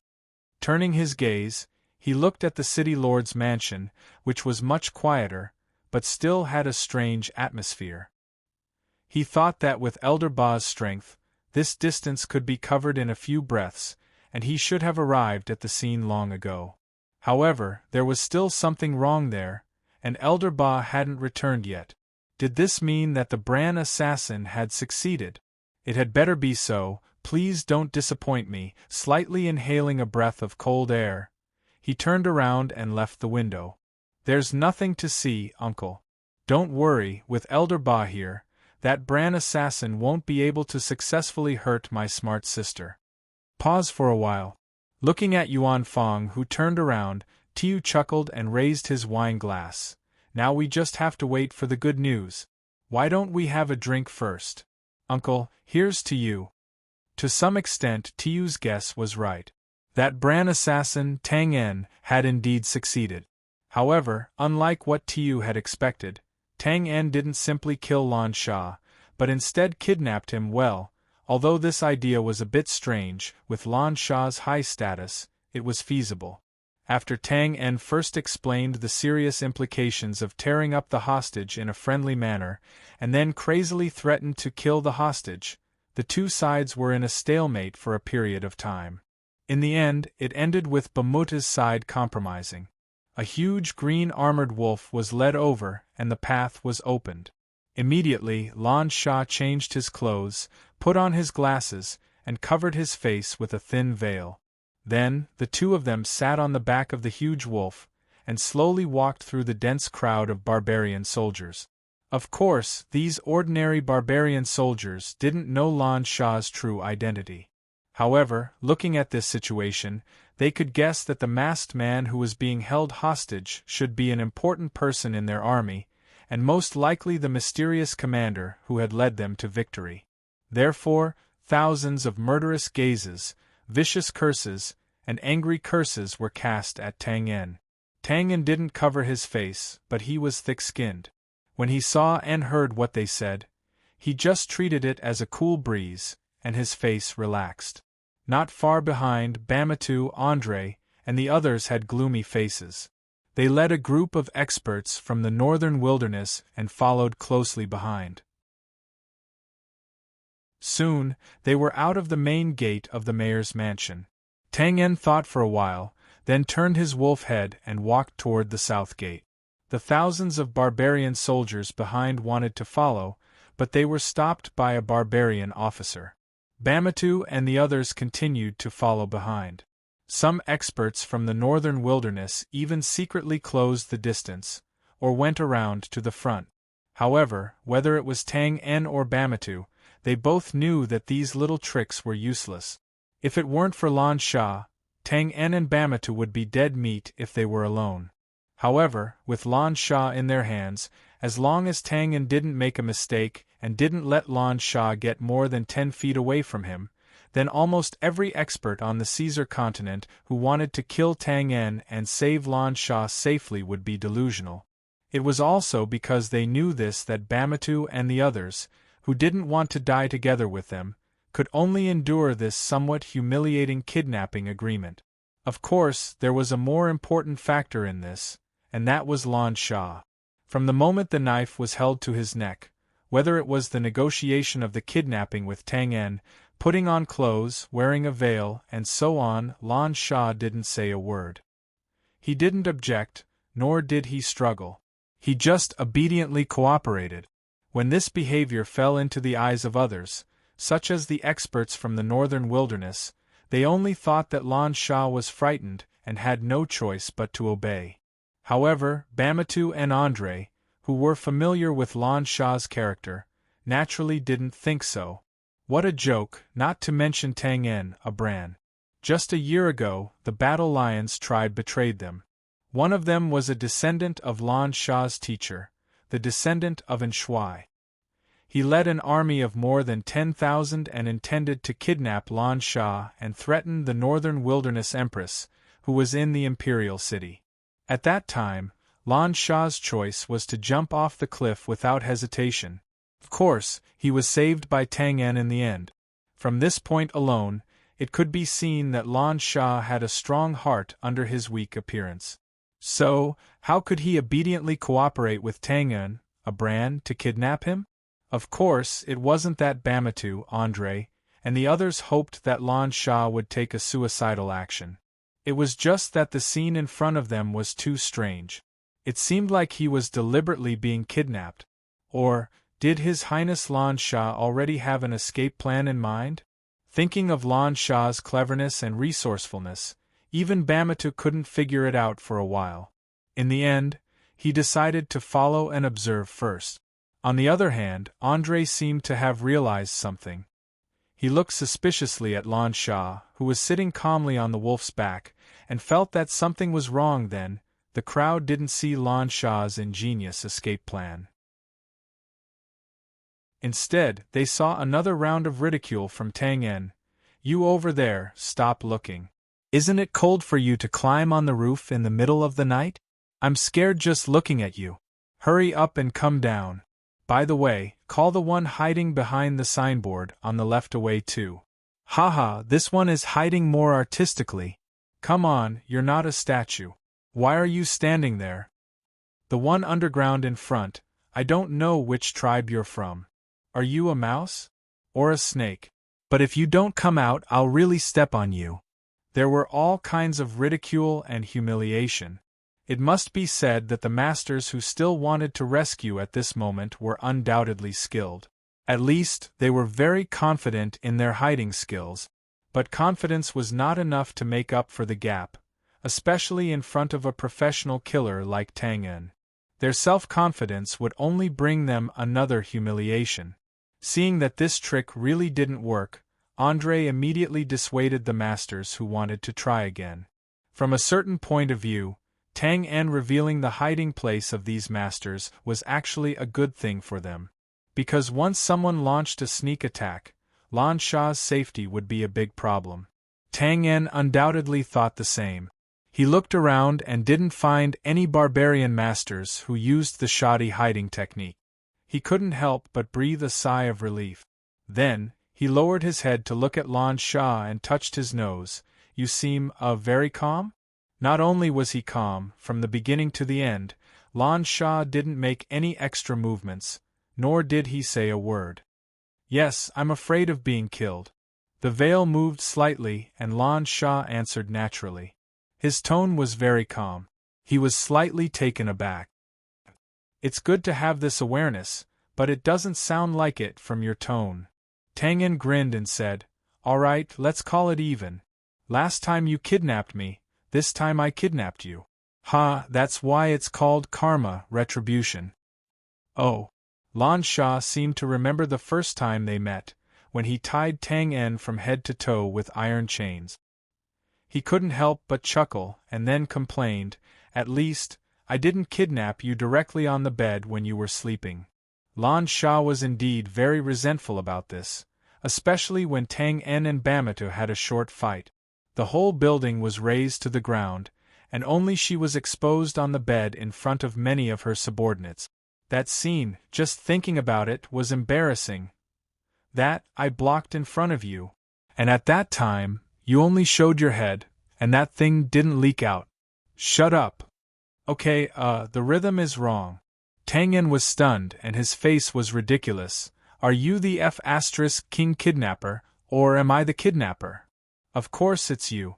After saying this casually, Lan Sha turned his head to look at Tang En, and his eyes were bright, however. "You came here to kill, right? Then why didn't you do it when you had such a good opportunity before?" "What good opportunity?" "Fortunately, I didn't do it before, or I would have been dead before I could retreat." This was the truth. If this mysterious commander was not Lan Sha, Tang En would not have been able to retreat from the Castellan's mansion before he was surrounded by Andre and the others who had reacted. Then, when Bamata came back, the possibility of Tang En successfully escaping was slim. However, Lan Sha's eyes were even brighter. You're changing the subject.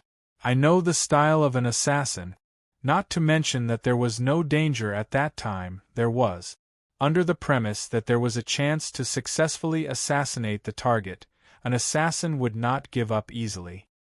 Unconsciously avoiding his gaze, Tang En looked up at the sky, and the barbarian's passive skill was instantly triggered. He scratched his head and smiled foolishly. Hee, is that so? The moonlight tonight is so bright. The weather has been normal recently, so there shouldn't be moonlight for the next few days. Oh, then I was wrong. The starry sky tonight is very bright. It seems that you were wrong again. The reason is the same as above. Phew, are you sure you want to force me to use my ultimate skill? Taking a deep breath, Tang En looked at Lan Sha with his arms crossed, and his expression was extremely serious. I realize that in such a night, the beautiful you is the bright moonlight, the bright starry sky. Hee. Lan Sha couldn't hold it in anymore, and he covered his mouth and chuckled. Tang En was also laughing. Women, don't you know that I live my life by relying on my reaction? The people behind them were all elites, and their 5 senses were naturally much more sensitive than ordinary people's, so they naturally heard these shameless words. The elites in the northern wilderness were fine. Although their expressions were strange, they didn't think too much about it for a while. After all, they didn't know that Tang En had been to the northern wilderness before, and Lan Sha had never left the northern wilderness tribes in his life, so it was obvious that there was no intersection between the two. Therefore, some paranoid experts would even subconsciously analyze this non-mainstream exchange of words to see if there was any hidden meaning behind it. However, Bamatu and Andre naturally didn't think so. Looking at the extremely harmonious atmosphere in front of them and Lan Sha, who couldn't stop laughing, their faces couldn't help but twitch. He finally understood. How was this an escape plan? It was clearly a walk in the wild. The truth was more or less the same.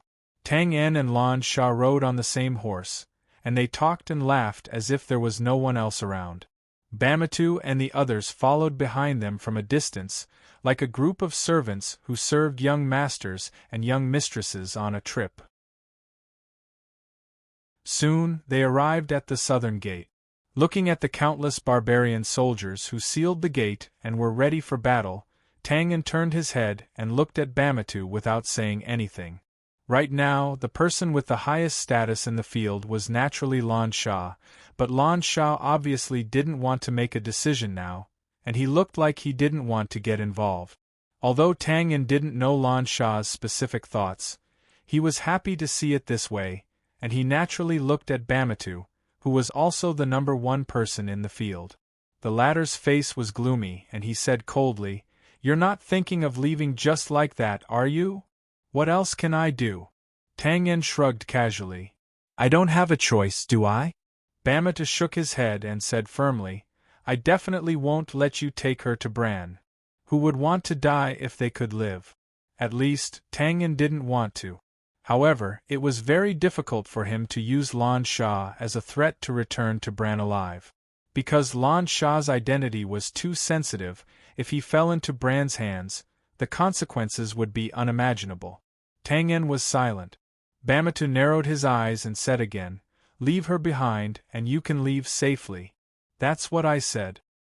His words were indifferent, but no one in the field doubted the weight of the promise made by the strongest person in the northern wilderness. After thinking for a while, Tang En still shook his head. "I'm sorry, Elder Ba. Other than myself, I don't trust anyone else." He paused and looked at Bamatu, whose expression suddenly turned gloomy. He waved his hand and said again, "Although I don't know where to take her now, I can guarantee that I won't hand her over to Bran or anyone else. If anyone comes to snatch her away, I'll be safe and she'll be safe. If I die, I'll die before her. That's what I said."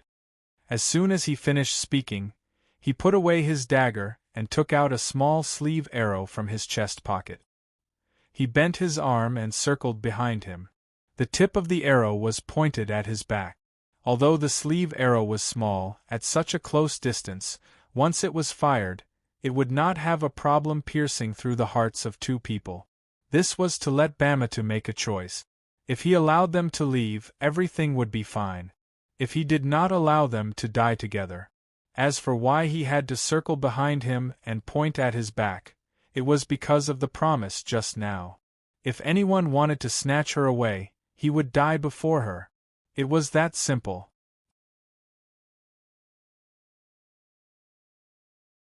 Chapter 997. Under the boundless night sky. Below the small city, two people and one wolf slowly walked toward an even more vast and unknown destination under the countless gazes of shock, confusion, humiliation, disbelief, and other complicated gazes on the city gate and wall behind them. You won again. Turning his head to look behind him, Lan Shah roared and rushed out of the crowd toward him, but was stopped by Bamatu in the blink of an eye. Retracting his gaze, he raised his head and said to Tang En, who was wiping his sweat, "Of course." Although he was in a sorry state now, showing an external temperament of a lucky escape, Tang En's expression was still very firm. He waved his hand magnanimously. "It's within my expectations. Think about it, if you didn't let me go just now, then you would definitely die here. But if you let me go, they would still have a chance to save you. Hee, such a simple choice, even a fool would know what to choose." Pause for a while, he grinned and smiled proudly. "To put it bluntly, this is a matter of face. At that time, Elder Ba said to let you stay and let me go, which was already a step back. In this case, if I refused, it would mean that I didn't give him face, and the consequences would be unpredictable. But if I didn't refuse, I would lose face, and my safety wouldn't be guaranteed. So, pay attention, here comes the turning point. Think about what I said at that time."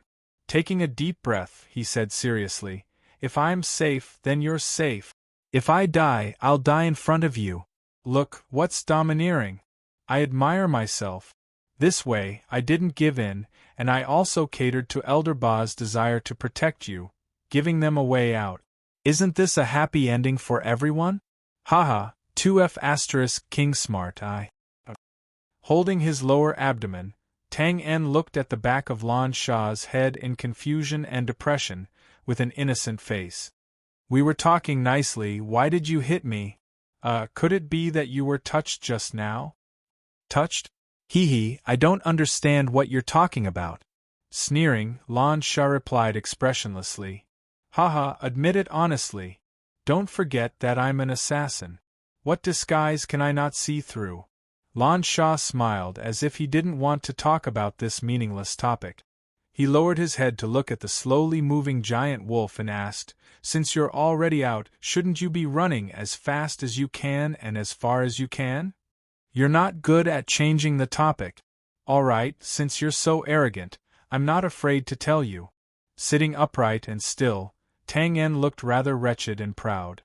He laughed and said, "Have you ever seen a dog chasing a man? When encountering a slobbering dog, if a person calmly walked past it, or simply stopped and squatted down, the dog would show you some respect. But once you turn around and run away, your whole body exudes an aura that says I'm weak or I'm scared. It would be strange if that vicious dog doesn't chase after you and bite you. Do you understand now? That's why we have to walk slowly now and chat casually. Let's let their imaginations run wild, and let them be suspicious and fearful. Understood?" Lan Shah simply nodded, then turned his head to look and said indifferently, "But the city wall has disappeared from our sight. In other words, they can't see us now. Is there a need to do this? Damn. Why didn't you say so earlier? Giddy, quick, run quickly, you bastard, behind the city wall." Andre, who had barely calmed down, looked at Lan Shah, who disappeared into the night. He pushed away the two masters beside him and walked to Bamatu with a gloomy face. He bowed, looked up, and said in a stiff tone, "Elder Ba, I need an explanation." Bamatu didn't care about Andre's offense. He narrowed his eyes and looked in the direction where the two people and the wolf disappeared. He said indifferently, "You know this Bran kid. Do you think you can save Lan Shah without getting hurt from him?" Andre couldn't help but be silent. After a moment, he gritted his teeth and said, "At least there's a chance." "Maybe, but I think there's a higher chance if I follow them. What do you think, Captain Andre?" Andre was stunned when he heard this. He immediately understood that he had lost his mind. He wasn't the only one who cared about Lan Shah's safety. The strongest person in the northern wilderness in front of him was undoubtedly the same. Therefore, it was naturally the best choice for Bamatu to follow them. He bowed solemnly again. "We'll leave everything to Elder Ba. Just tell us what you need us to do." Bamatu waved his hand. "Just seal off the news. As for the rest, although this assassination was unexpected and Twain was lucky enough to succeed." At this point, Bamatu seemed to have thought of something and snorted coldly. Then, with a gloomy face, he continued, "But with that girl Lan Shah's scheming, she should have already made arrangements for this. Just do as she says. Remember, before we come back, the army can't act rashly. The position of the commander can't be changed. No one can. Understand?" Hearing these words, which seemed to have a hidden meaning, Andre's heart skipped a beat. He instantly thought of someone who had just arrived in the city. He nodded solemnly and said, "Understood. Then that's it. By the way, Tang En said that there was an army on our side attacking the Greycoat army." "Which army is it?" Prince Tiu's army." "Tiu, it's him again." Bamatu's old eyes narrowed. A cold light flashed in them. He had decided on something. He waved his hand coldly. "Send the order. Before we come back, make that army avoid the Greycoat army's territory." After he finished speaking, he turned around and looked somewhere in the east. His long robe fluttered, and he casually pressed his palm down. "This is Andre was stunned. Before he could understand the meaning of this action, Bamatu's figure had already soared into the sky and disappeared into the night. East City District, Aristocrat's Manor. "Come, come, come, uncle, I'll toast you again." Tiu, whose face was flushed red and whose breath reeked of alcohol, raised his wine cup while shaking it. He slurred as he continued to urge Lu Qing to drink. "You can't drink anymore, Tiu. You're already drunk." Shaking his head, Yuan Fang, who was also in a tipsy state, quickly reached out to dissuade him. "I'm not drunk, I'm very sober. Uncle, today's opportunity is really rare. I have to toast you again. Drink, drink, drink." Tiu pushed away Yuan Fang's arm as he spoke inexplicably. He tilted his head back and downed the wine in his cup. As the saying went, those who could drink were not afraid of those who could drink, but those who were looking to get drunk. Tiu's current state was obviously looking to get drunk. Seeing this, Yuan Fang could only shake his head and smile bitterly. He had no choice but to raise his wine cup and drink with him again.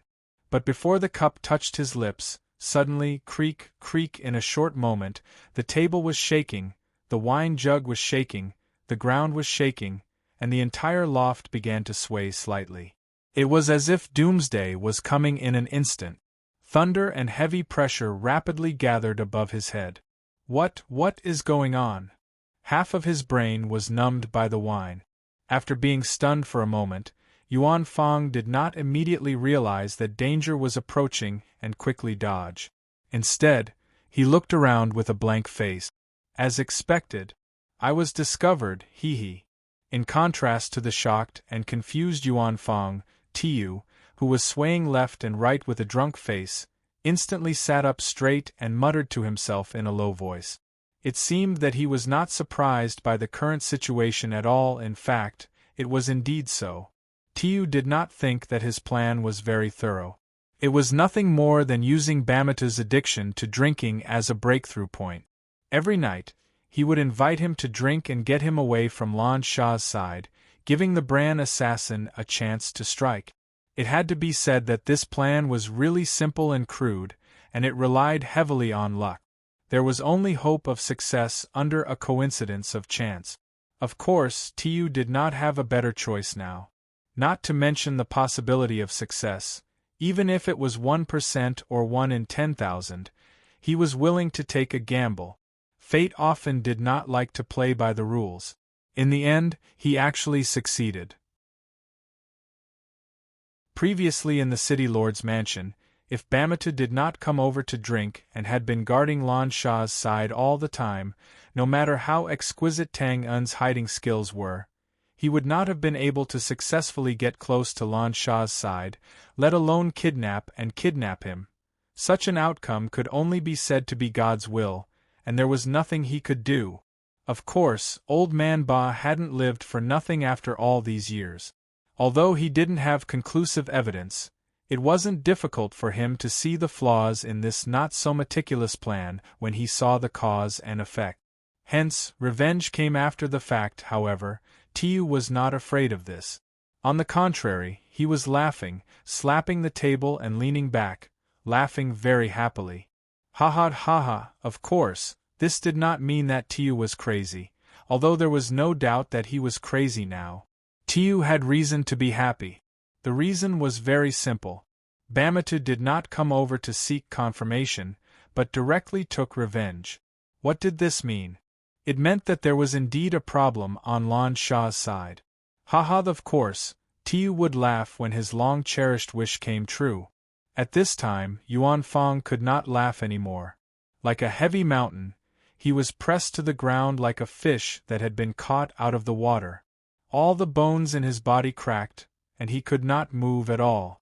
In an instant, his brain, which had experienced countless painful reactions, felt like it was about to explode. At the same time, he had to open his mouth wide, gasping for air with all his might, and spitting out large mouthfuls of blood and pieces of internal organs. The next moment, boom, waves of air rushed to the sky, and dust flew everywhere, mixed with broken stones and wood shavings that shot in all directions. This rather exquisite attic suddenly collapsed, turning into a pile of rubbish ruins in an instant. The unforeseen event happened too suddenly, and there was no warning at all. Hence, when the flying smoke and dust was mostly blown away by the biting cold night wind, the urgent shouts of the guards could be heard from far and near. At this time, with a bang, broken wood flew everywhere, and Tu, whose body and face were covered in blood, staggered up from the ruins like a ghost. He looked around, scratched his messy hair, and did not pay attention to the warning sounds coming from all directions. Instead, he staggered a few steps, lowered his head, and looked around, as if he was looking for something. Of course, he was not looking for Yuan Fong's corpse. Most of the thunder and heavy pressure just now was aimed at Yuan Fong, and the latter could not have left any trace in this world now. With both knees on the ground, Tu shakily reached out his hand to pick up a broken piece of a wine jar from the ruins. Looking at the few remaining drops of wine on it, Tu's expression looked like he was crying and laughing at the same time, and he whimpered, "Uncle Yuan Fong, I've let you down. Whether or not this plan succeeded, whether or not Lan Shah was killed, Tu was very clear that he would not die. Because he was the Royal Highness, the first in line of succession in name. So even if Lan Shah did not die, if there was to be a reckoning, only the Empress could give the order to sentence him. And if Lan Shah had been assassinated, then he wouldn't have died. Because the Empress only had 2 children, and the Northern Wilderness royal family only had 2 heirs, no matter how big a mistake he made, he would not be sentenced to death. Of course, Bamatu's anger had to be vented. So, Tu asked Yuan Fong to drink with him, not because Tu wanted this uncle who had always taken care of him to die, but because he had no other choice. Bamatu's anger would not be vented on him, and similarly, he would not vent it on any random cat or dog. That would be meaningless. So even if it was to give the greatest warning, Bamadu had to kill someone important enough to show Tiu, so things were simple. Who was the most important person beside Tiu? Naturally, it was Lieutenant Yuan Fong, who had always been by Tiu's side, and who had always been by his side.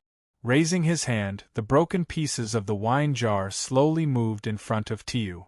A few drops of wine slanted down and landed on the ground of the ruins, instantly disappearing. "Uncle, I respect you. Don't blame me, really don't blame me. You know, I have no choice, I never had a choice. Uncle, you have always helped me, always stood by my side. You should be able to understand why I'm doing this. I'm just a dog now. Everyone looks down on me. Everyone wants to step on me. I have to sit on the throne. I can't fail. Otherwise, I'll die without a burial place. Uncle, you should be able to understand why I'm saying this. Anyway, I feel that doing this is worth it." He lowered his head and murmured, "Uncle Yuan Fong, what do you think?" Well, no matter what Uncle Yuan Fong, who had already turned into smoke, thought, no one replied to Tiu. There must be something fishy about this. So let's shift our focus and put it on the more interesting kidnappers.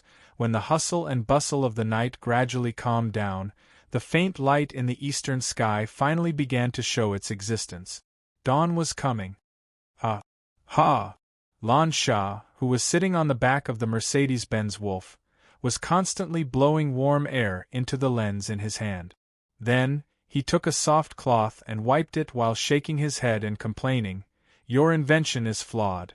Once you encounter the morning fog, or when you enter a warm room with a burning stove, the lens is always foggy. It is very troublesome to wipe it back and forth. You don't know how to be content. It is good enough that you can restore your vision. It is just a little troublesome, what is there to complain about?" Tang En, who was sitting behind him, twitched his mouth. He didn't think much of it. Of course, the main reason was that he didn't know how to solve this problem. Although there were fog-proof glasses in the modern world, Tang En didn't think he could replicate the manufacturing process. Lan Sha was a little regretful when he heard this. It is a flaw after all. The northern wilderness has already started mass-producing this thing. It would be better if it could be solved. Unfortunately, oh right, I have an elder who also can't see clearly. But why is it that when I tried on many glasses for him, it didn't work? Tang En's mouth twitched and he was speechless. Because he is not nearsighted, he is presbyopic. Touch the lens in your hand, isn't it a little concave? If you want to make glasses that your elder can see, you must use a convex lens. It's that simple. It's that simple. But then again, you are using my product to mass produce and sell for money. Shouldn't you pay me some copyright or something? Of course I should. After a pause, he was overjoyed. As long as you admit it, I will give you an address. When you have time, send someone to send the money over. He shook his head. This matter is not under my control. The money from selling the glasses has been put into the national treasury. Now the northern wilderness tribes are under my mother's control. So if you want money, you can talk to my mother directly. Coincidentally, she also wants to talk to you about the matter of you destroying the Imperial City when you left. Damn! You can't be like this. Alright, the atmosphere was really harmonious. If someone who didn't know the inside story saw this scene, they would definitely not think that these two people were kidnappers and hostages. But if one thought about it carefully, this was normal. Tang En and Lan Sha were already familiar with each other. In addition, although they were on opposite sides, they knew that the other party would not harm them. So, naturally, the estrangement of meeting after a long time was quickly dispelled. They were like old friends who could talk about anything. It seemed to be very harmonious. Of course, there were still problems to be faced. For now, there were two main problems. First, the impact of Lan Sha's departure on the barbarian army and the entire war situation. Second, where should Tang En take Lan Sha now? After all, he was a man. In the midst of chatting, Tang En first asked Lan Sha's question, which was the first question.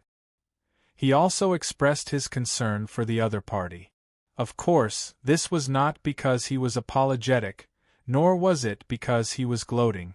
Although the two of them were not life-and-death enemies, it was a fact that they were on different sides. Tang En did not think that it was wrong to kidnap Lan Sha and leave. He was just thinking about the other party as a friend. However, Lan Sha did not seem to care about this at all. He casually waved his hand. "It's okay. My army has almost completely broken through the brand's proud blockade line. In addition, Blank's army's suicide attack this time. Although it achieved your assassination goal, it also exhausted their last bit of resistance. In the following battle, as long as we continue to fight, the brand won't be able to defend the north. And even if we stop attacking, the most troublesome border blockade line is still in our hands. We can launch a fatal attack at any time." He paused and looked at Tang En. "Of course, if it's confirmed that I'm dead or have fallen into the hands of the brand, my army should be in turmoil. At this time, if the brand counterattacks at all costs, it's still possible to take back the border." He was professional and honest enough. This was indeed the truth. However, in this way, the pressure would undoubtedly be on Tang En's side. Thinking about the day when he could also control the situation in the continent, Tang En could not help but feel a little emotional. A damn assassin could do what he did. It was unprecedented. He shook his head and laughed. "Your safety can determine the outcome of the war. Haha, this sounds like a boast. Ha, that's right. I'm that good."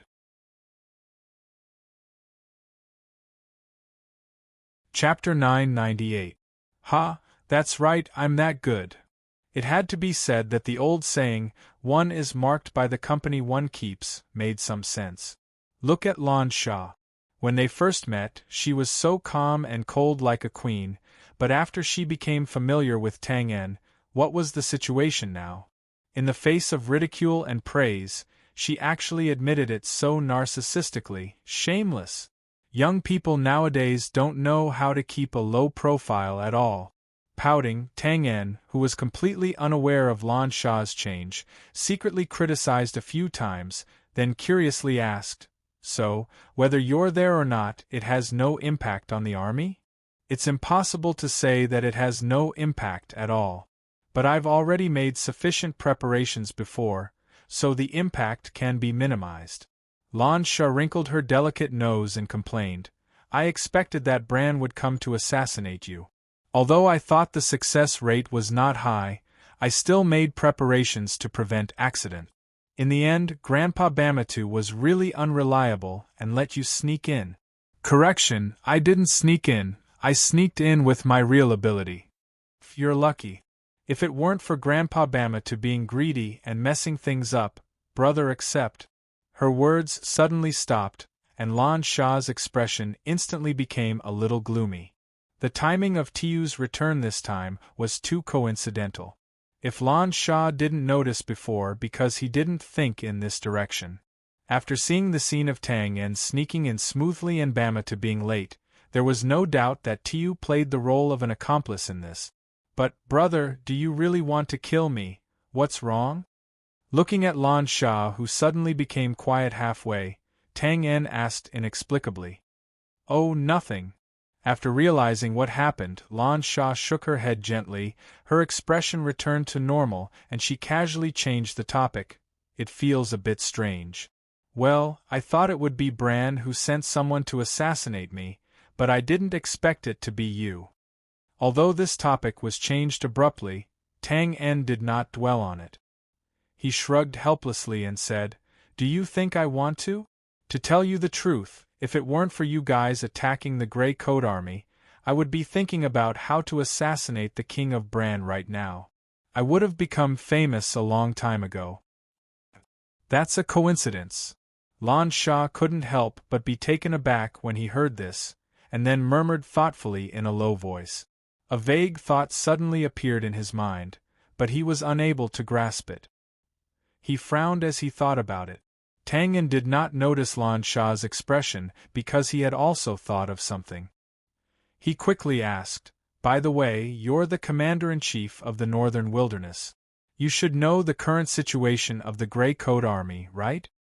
This, I'm not too sure. There should be casualties on both sides. The combat power of the Grey Coat Army really surprised us. Of course, this answer did not satisfy Tang En, but he did not intend to force the answer. He only raised his long eyebrows and asked, "Military secrets?" He shook his head. "No, I really don't know. Well, it involves some other things, so it's hard to say. Just treat it as a military secret." His words were a little vague and hesitant, but Lan Sha was not lying. Although her identity was the highest commander-in-chief of the Northern Wilderness Army, the army that attacked the Grey Coat Army was led by Tiu. In view of the bad relationship between the two, Thu naturally wouldn't report everything, let alone something so embarrassing. The only reason he knew that the Grey Coat Army was difficult to deal with was because Lan Sha had occasionally heard about it from her subordinate. "I see." Tang En nodded slightly after hearing this. He thought of Josiah, Fry, and other acquaintances of the Grey Coat Army and sighed softly, "Then I hope they are all okay." Tang En was worried about the Grey Coat Army, and Lan Sha was thinking about Tiu. The atmosphere fell into a temporary silence. Only the giant green armor wolf, which was puffing out white smoke, was still running at full speed. Its rough breathing was extremely clear. The speed of the giant green armor wolf at full speed was indeed astonishing. Although it was completely incomparable to a beast like Tang En, it was still a complete victory compared to other mounts. Not only was it a complete victory in speed, but its ability to adapt to various terrains such as forests, hills, and depressions was also complete without any pressure. And what was even more worrisome was that this giant wolf did not need to be taken care of at all. When it was thirsty, it would drink a few mouthfuls when it passed by the mountain's spring lake. When it was hungry, it would jump into the forest to catch a few pheasants and wild rabbit. It would eat as it ran, and its ability to travel long distances was superb. Other than being a little afraid of fire, it was simply a must-have for traveling at home and for killing and robbing. It was not an exaggeration to say that the giant green armor wolf cavalry was at least half of the reason why the Wilderness Wolf Cavalry, an elite troop of the Northern Wilderness, had such a great reputation today. Thanks to this giant wolf's continuous running, Tang En and Lan Sha had now completely left the outskirts of the small town. They did not know if there were any pursuers behind them, but at least they did not see them in their field of vision. After a moment, Lan Sha put on his glasses that he had just wiped and pushed them up. He finally grasped the vague idea that had suddenly popped up in his mind and opened his mouth to break the silence. "Right, where are we going now? Oh, where are you taking me? If I say that I don't know, would you believe me?" After thinking about it, Tang En still spread his hands helplessly. That was the truth. He had come alone to kill people. Who would have thought that he would bring a hot potato with him when he went back? Plans could not keep up with changes, and now he could only be dumbfounded. Running south now was only because Tang En subconsciously wanted to get closer to Bran and leave this chaotic battlefield. "I believe you. And then, Mr. Kidnapper?" Lan Sha was calm. When she believed Tang En, she did not expect that the mysterious commander of the Northern Wilderness would be her. But so what? She was now a hostage. Of course, she had to listen to the kidnapper about the escape route. But the kidnapper was unreliable. Scratching his head, Tang En asked tentatively, "Do you have any suggestions? Or—" He raised his hand and pointed upwards. "Let Elder Ba come down and we can discuss it together?" Of course, this was nonsense. Tang En knew that Elder Ba was definitely following them in the dark.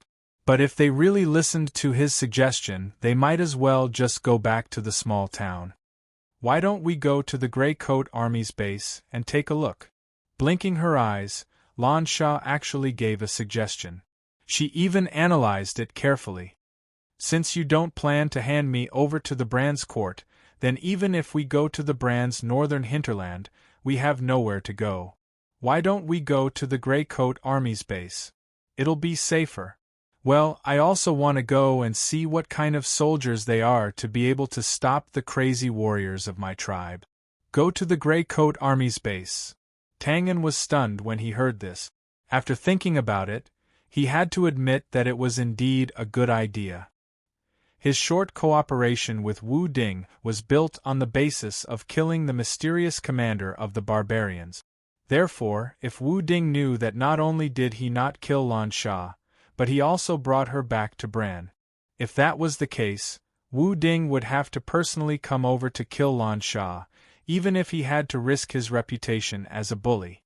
From the looks of it, going to the Grey Coat Army's encampment was undoubtedly the safest option. And the only choice was the best choice. However, Tang Yen looked at Lan Sha's perfect side profile and hesitated for a moment. To be honest, Tang Yen was somewhat afraid of Lan Sha. He knew very well that this seemingly weak young woman had terrifying mental means that could cause clouds and rain with a flip of her hand. Therefore, he naturally had to think thrice about her suggestion. What?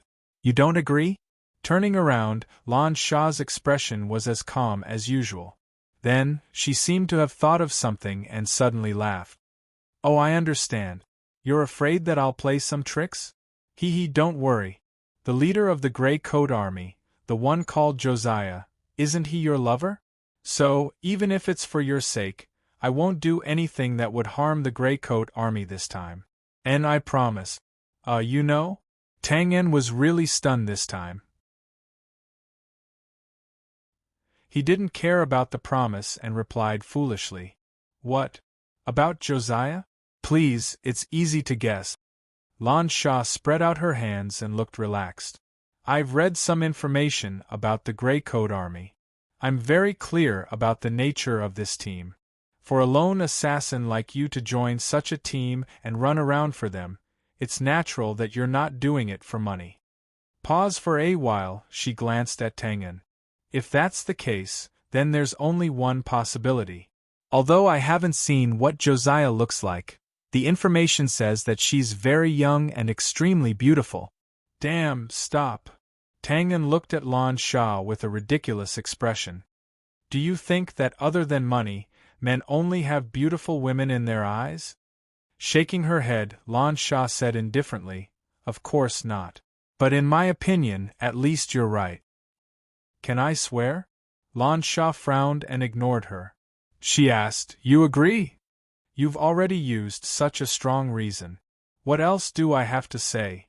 Letting out a long sigh, although she still felt that Lan Sha had an ulterior motive, Tang Yen, who couldn't find any clues, could only agree with the only choice. She nodded. I agree. But you have to talk to the higher-ups about this first. Otherwise, I won't dare to bring you to the Grey Coat Army's base. This was necessary. If they didn't talk it over, just as Tang Yen brought Lan Sha into the Grey Coat Army's territory, Bamatu would also hold Josiah hostage and ask for a trade. That would be ridiculous. Lan Sha simply nodded in agreement and turned his head. You haven't said anything. Without turning back, she said coldly, Idiot. We just came out not long ago and haven't left the battlefield. Do you think Grandpa Bamatu will agree at this time? Tang Yen was stunned when he heard that. He also knew that he had asked a stupid question. Now, Bamatu must be thinking about how to save Lan Sha. How could he agree to let Lan Sha enter Bran's hinterland and risk her life? It was only after they had left the battlefield and stepped into the heartland of Buran that Bamatu would agree to it when it was too late. However, although he knew that he was stupid, Tang Yen still grinned gloomily. Can't you explain it properly? Why did you scold me? I even asked for your opinion when I swore. Women are really strange. Lan Sha didn't reply. In fact, she didn't hear him at all. In front of Tang Yen where he couldn't see, her face was cold and she secretly bit her lip. Her fingers were tightly intertwined, pinching each other until there were green marks. They were really lovers. Idiot. Bastard. Rotten person. Josiah. Fine. I'd like to see how good your taste is. Obviously, Tang En overestimated Lan Sha's IQ. Or, more accurately, Tang En had been tricked by Lan Sha's superb acting skills. In a moment of carelessness, she had managed to trick him into revealing his relationship with Joshua. In fact, Lan Sha was in the northern wilderness. Even if she collected information about the Grey Coat Army, how could she know about the relationship between Tang En and Josiah?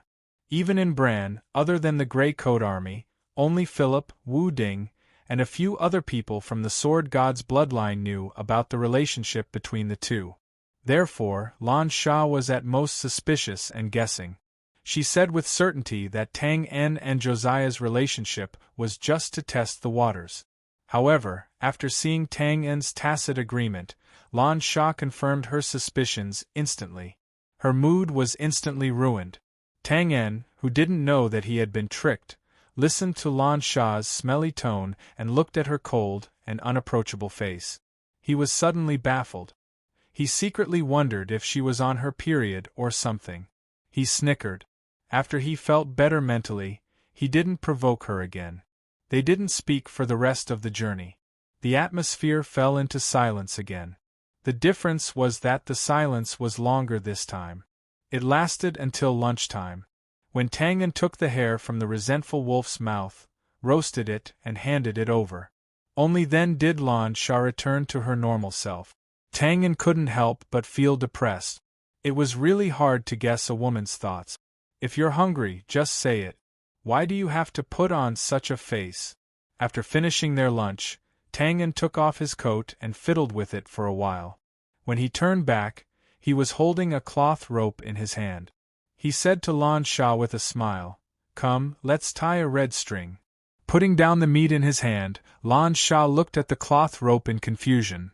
"This is black. You really don't have a sense of humor." They didn't dare to delay. After filling their stomachs, Tang En and Roland once again got on the wolf's back and hurriedly left. The only difference was that this time, Tang En and Lan Sha's left wrists were tied together with a black cloth rope. Well, the material was taken from Tang En's half of his coat. Tang En naturally thought about the reason why he tied the rope. It was fine if they were in a hurry. The two of them were riding on the wolf's back together. Their front clothes were attached to the back clothes. Tang En was absolutely sure that Bamatu wouldn't have a chance to attack them. However, it was hard to say when it came to eating and sleeping. It wasn't that he was afraid that Lan Sha would run away, but Tang En was worried that he would inadvertently walk more than 10 feet away. After all, it was only a matter of a few steps. He might die if he went to relieve himself. Now that there was a rope connected, it could serve as a reminder. Lan Sha didn't have any opinion on this. She was now focused on the red string illusion that Tang En casually mentioned before. The latter's excuse was naturally the ancient custom of his hometown. However, this made Lan Sha's mood very good.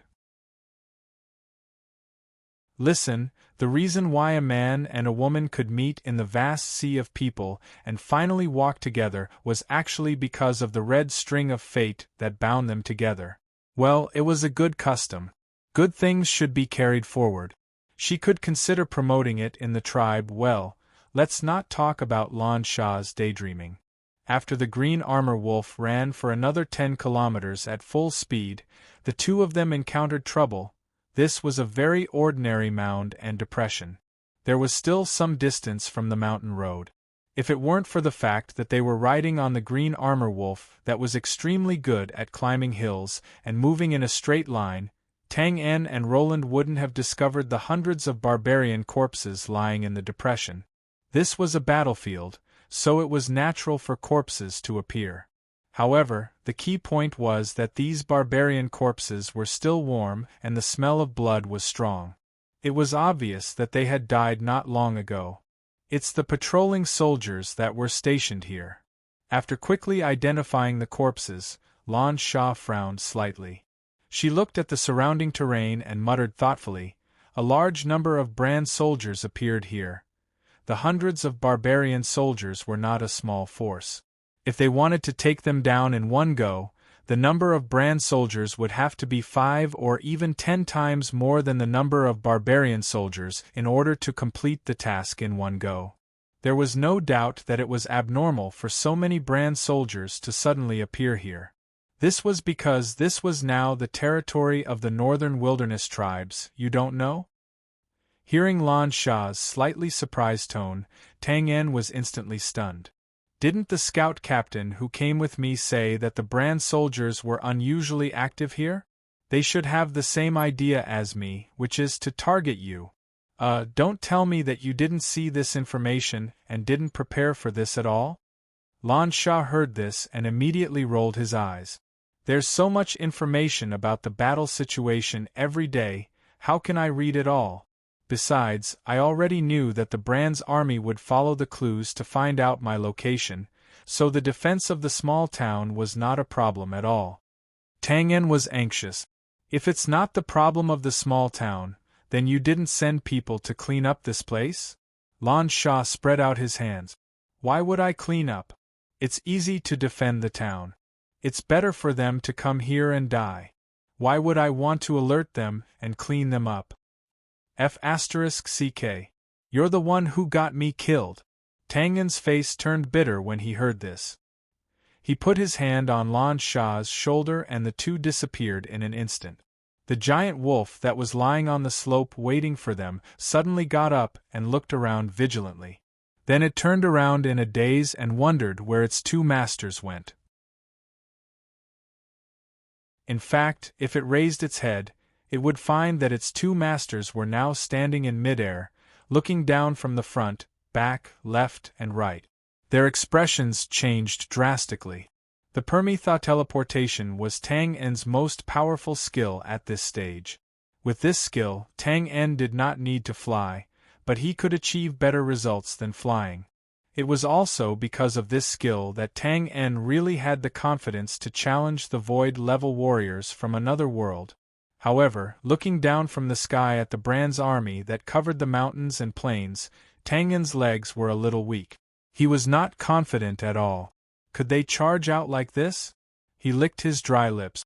Is this what you mean by no problem at all? I mean the small town.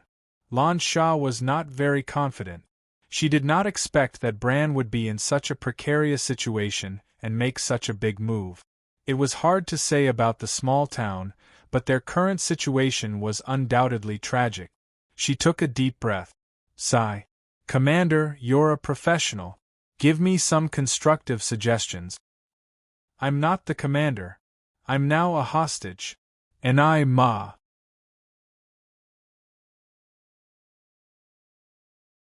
Chapter 999.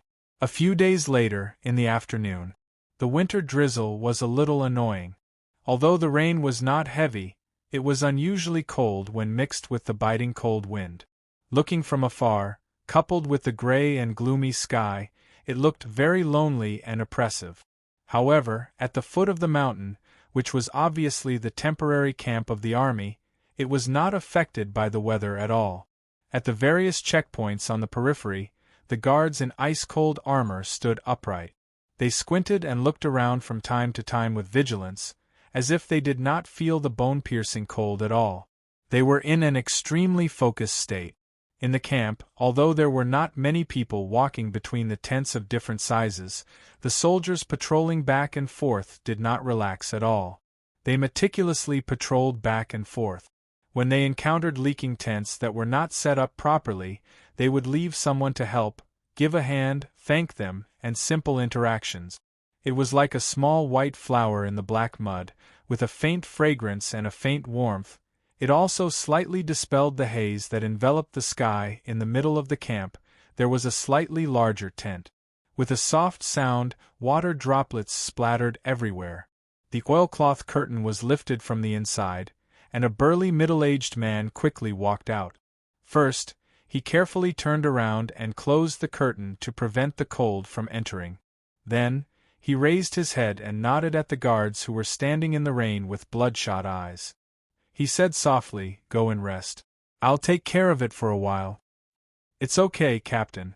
We can still hold on." "I know," but the leader just closed his eyes to rest. He won't need you for a while. Why don't you go and have a good rest and refresh yourself? I still need you to keep watch at night." "Yes."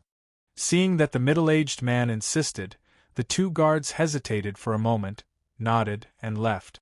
Taking a breath, the middle-aged man with the same bloodshot eyes wiped the rain off his face, shook his head, and held the hilt of his sword to guard the center of the curtain. His name was Victor, the leader of the Gray Coat Army, and also the captain of Josiah's guards. Oh, there had been some changes in his duties recently. Although he was still the captain of the guards, he was no longer in charge of Josiah's safety. Instead, it was handed over to a group of people who had just joined the Gray Coat Army. And he, Victor, was now more like a handyman. Don't misunderstand. Victor wasn't jealous, nor did he have any resentment. That was the logic. Those people from the Gray Space were indeed more powerful and professional than the Imperial Guards. But when he realized that the gap between the two sides was too big, he couldn't bring up any thoughts of jealousy. Moreover, both sides had the same goal, and everything was for the sake of their leader. "My lord, shoo." A group of patrolling soldiers passed by and were stunned when they saw Victor personally guarding the entrance. Just as they were about to greet him, Victor quickly gestured for them to keep quiet and pointed at the tent behind him. The patrolling soldier instantly understood. He nodded and saluted silently. Then, he walked past them quietly. Needless to say, the person in the tent was naturally Josiah, who had just closed his eyes and rested. Everyone in the Gray Coat Army respected this new leader who had been in office for less than 2 years. This could be seen from the actions of the patrolling soldiers who subconsciously walked lightly, afraid of disturbing her rest. Josiah also lived up to this respect.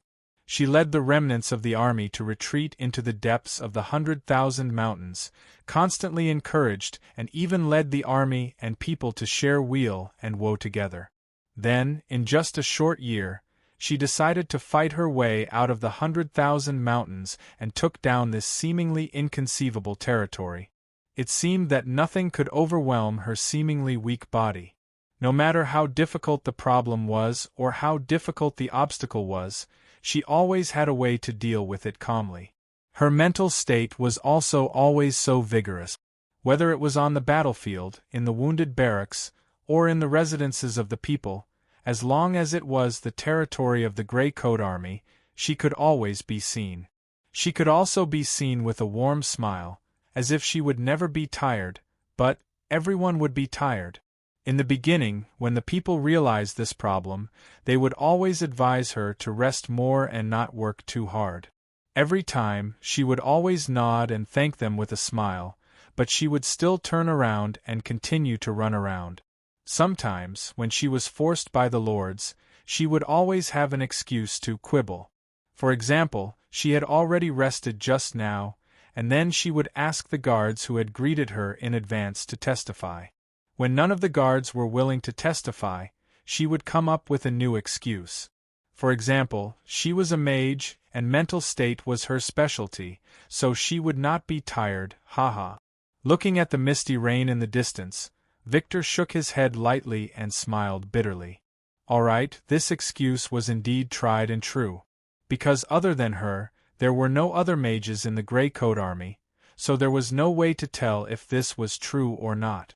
Over time, looking at their leader who was always energetic, the simple people also believed this excuse. They even thought that she was indeed a noble and mysterious mage, and that ordinary people could not compare to her. Victor shook his head again with a bitter smile. As Victor's personal guard, he certainly knew how tired the mysterious sorcerer was behind other people's backs.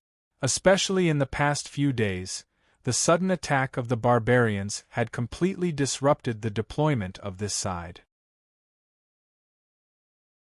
Although the command center had been divided into two, one on the left and one on the right to guard the fatal path, and there was no danger of being wiped out in one fell swoop, the war had still inevitably broken out.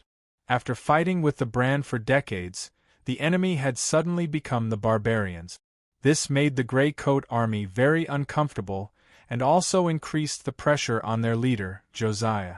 Although they had fought to a draw with the barbarian army by relying on the purple bore cannons and the soldiers who were not afraid of death, the stalemate would not last long. However, everyone could see that this stalemate wouldn't last long.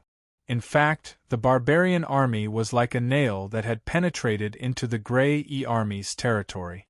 The only thing was that the effect was not obvious yet. Once the barbarian army was completely penetrated, their strength would be exhausted.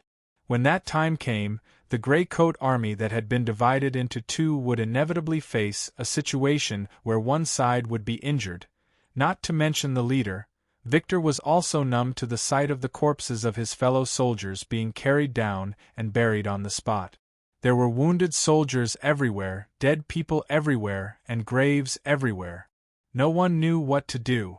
Only Josiah, like a flag nailed to a certain high ground on the battlefield, silently striking the big drum in front of him with his hammer, and the sound was thunderous. The soldiers below followed the drumbeat and attacked crazily like a raging tide, crazily waving their swords and attacking. The war was fought by the soldiers, and the commanders were in charge of the command. The leader stood alone on the battlefield, silently striking the drum, and it seemed that he was not doing anything. But a more interesting phenomenon was that the position where the leader stood every day, no matter how close he was to the front line, had never been lost. It was like a silent signal, and also like a symbol with clear meaning. Josiah did not give the order to mobilize, but all the soldiers of the Grey Coat army looked at the place where the leader stood every day, and knew where the target of the day was. If they lost, no matter what, they could not retreat to the front of the leader and bring the danger to him. Of course, the result was that they lost more often than not. Almost every day they would lose some positions. Some were strategically abandoned, and some were actually never fought. But no matter what, when Yi Luo retreated, the soldiers did not feel much frustration, because they had already achieved their goal for the day, and did not let the leader down. Moreover, they had protected the leader, so they were very proud. The next day, they fought with the barbarians again with increased confidence. This scene made it seem that the result of the battle with the barbarians was far less important than whether the leader was disappointed or not. Of course, the leader appeared on the battlefield every day with the drum, and naturally attracted the attention of the barbarian commanders. They seemed to understand the reason why the brand soldiers were so crazy, and the barbarians also became crazy. Every day, they piled up a large number of soldiers and rushed to the position where the leader was. Victor grinned again. This time, it was not a bitter smile, but a proud smile. Because at that time, Victor understood Josiah's intention. That's right, this was actually a small trap. The barbarians piled up a large number of soldiers and tried in vain to kill the leader.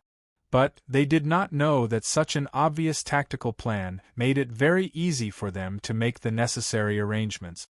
Originally, they needed to defend more, but now, they only needed to defend a little. This was undoubtedly a good thing for the Grey Coat army, who was having a hard time holding on. The only thing that made them feel uneasy was the safety of the leader, who was the bait. In fact, the barbarians almost succeeded a few times. Every day, after paying a huge price, there would always be more or less barbarian teams that would break through the layers of defense and reach the high ground. At that time, if the members of the Grey Space had not taken over the leader's safety, and had not appeared several times to protect the last line of defense on the high ground, the consequences would have been unimaginable. Fortunately, it was only a daunting experience. The leader still appeared on the battlefield with the drum every day. She did not care about the surrounding mountains of corpses and seas of blood. She only lowered her head, and her ponytail fluttered from time to time. She silently waved the mallet and beat the drum. Beat, beat, beat, dong, dong, dong. Finally, she beat the dawn. This morning, when the leader once again appeared on the high ground with the drum, when the soldiers once again entered the battlefield, when the gloomy sun had completely risen, there were no longer any barbarians that were crazily charging towards them. They had retreated. The barbarians had retreated. Thinking of this, Victor, who had instantly clenched his fist, could not help but wave it in the air. His face was full of excitement, as if the last beat of the drum in the morning was still echoing in his ears. Leader Josiah raised his head for the first time, waved the mallet, and shouted with all his might, "We have won!" Then, deafening cheers filled the mountains and plains. After that, it was now. The leader's hand was wrapped in a thick bandage, and she slept soundly on the table for the first time in the day. The corners of Victor's mouth curled up slightly, and he smiled. He thought of the scene where Josiah, who had asked him to remind her to visit the wounded barracks a moment ago, and the next moment, he suddenly slumped on the table with a thump. Victor could not help but shake his head. At that time, he was really scared. He thought that a barbarian assassin had sneaked in. Later, he confirmed that Josiah was extremely tired and had fallen asleep. Sleep, sleep, it would be best if you could sleep for a while longer. Thinking of this, Victor looked around even more vigilantly. He was not worried about barbarian assassins. That was a problem that David and the others in the gray space would be responsible for. Now, he only wanted to eliminate any sources of noise around the tent so that Josiah would not be suddenly awakened. Well, this rain really came at a bad time. Just when Victor was considering if he should add another layer of barrier on the tent to directly block the raindrops falling on the tent, the sound of hurried footsteps on the water suddenly rang out. Frowning, he turned his head and was stunned. Not far away, a group of people covered in mud and dust walked quickly towards him. The one leading the group was a general with deep eye sockets. He looked extremely tired, and his left arm seemed to be injured. It was wrapped in a wooden plank to fix it, and it was not very convenient for him to walk. "Greetings, General Fry, sirs and sirs." Victor quickly walked forward and greeted them with a salute. That's right, the people who came were the higher-ups of the army who resisted on the other side of the main road, Fry and the other generals. They must have found out that the barbarian army had retreated this morning, so they smoothly passed through the main road and came here.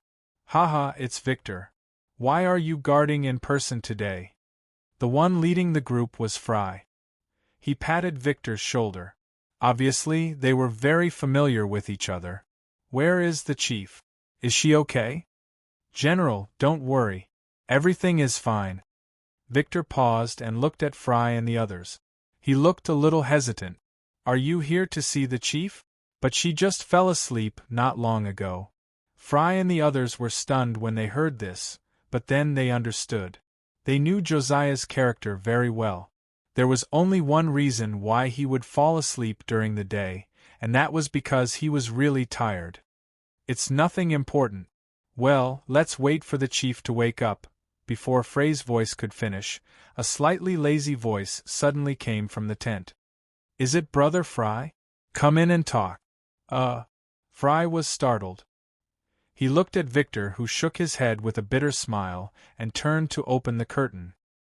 He knew that he had woken up Josiah, and he couldn't help but feel a little embarrassed. But since Josiah had already noticed, of course, he couldn't turn around and leave now. He could only walk into the tent first. Josiah had indeed just woken up. His slightly swollen eyes were half open and half closed. At this moment, he was holding a cup of ice-cold tea and drinking it in one gulp. It seemed that he wanted to use this to drive away the drowsiness that couldn't go away. "I'm sorry, Chief, for disturbing your rest." Fry immediately apologized as soon as he entered the tent. Putting down the cup, Josiah waved his hand indifferently. "Brother Fry, what are you saying? You're injured?" He saw Fray's left arm that was fixed with a wooden board and immediately asked in surprise. "It's no big deal. It's just a small bone injury. It will heal in a few days." Fry, who had spent most of his life on the battlefield, of course wouldn't care about these small injuries. In fact, for them, as long as the parts were still intact, it was just a small injury. But when Josiah saw this, he frowned. "Have you been treated?" What about those high priests of the temple?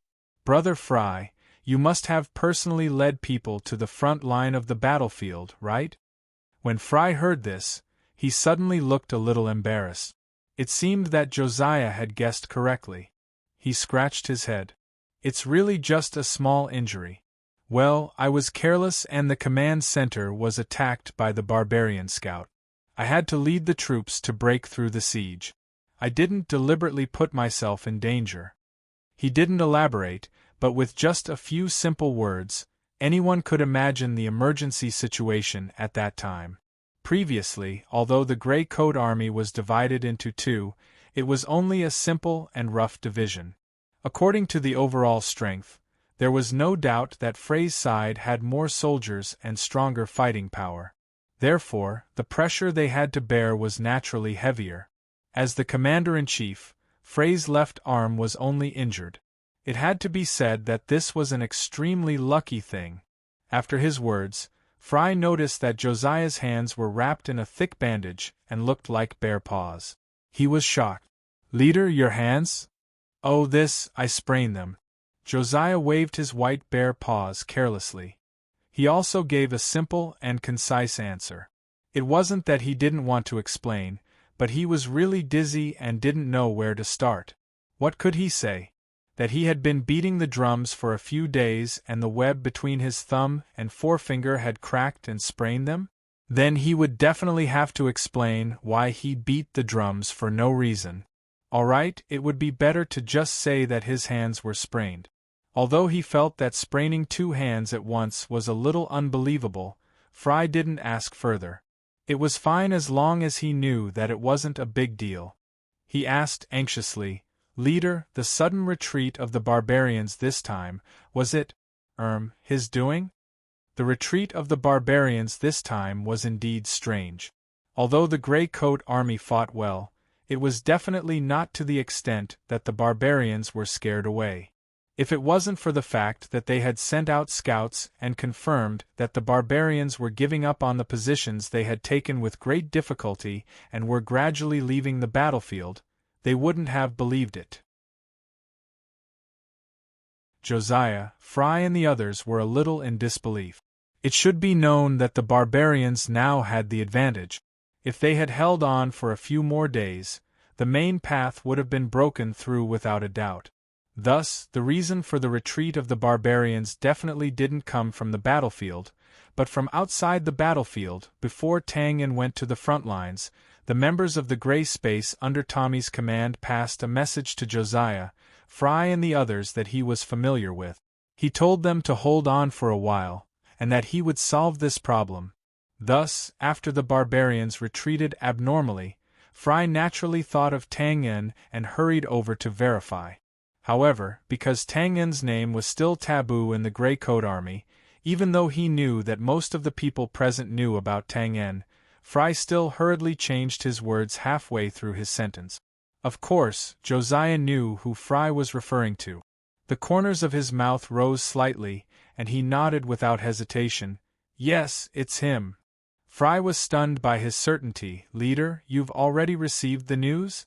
Could it be that he really, killed the barbarian commander?"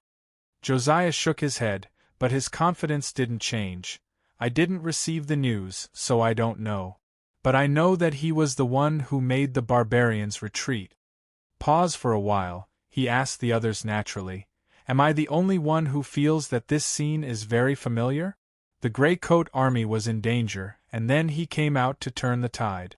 He has already done this kind of thing several times. Yes, of course, he likes to show off a little, haha. But other than him, can you think of any other reason?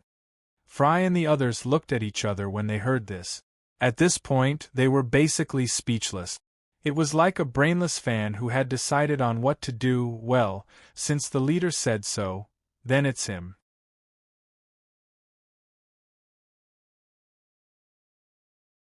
Chapter 1000.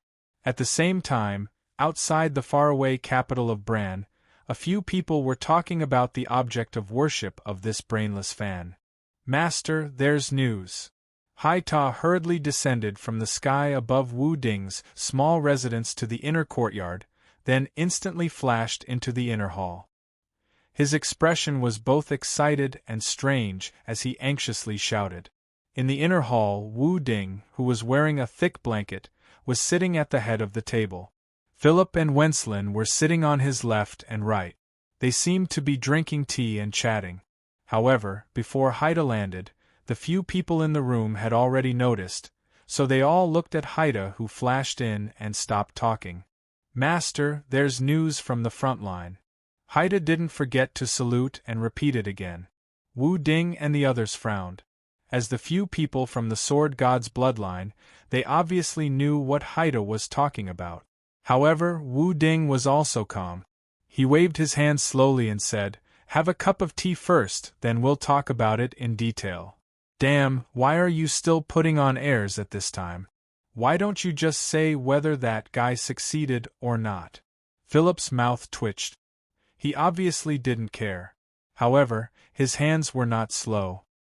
He quickly poured a cup of tea and handed it over. Haida took it and thanked him.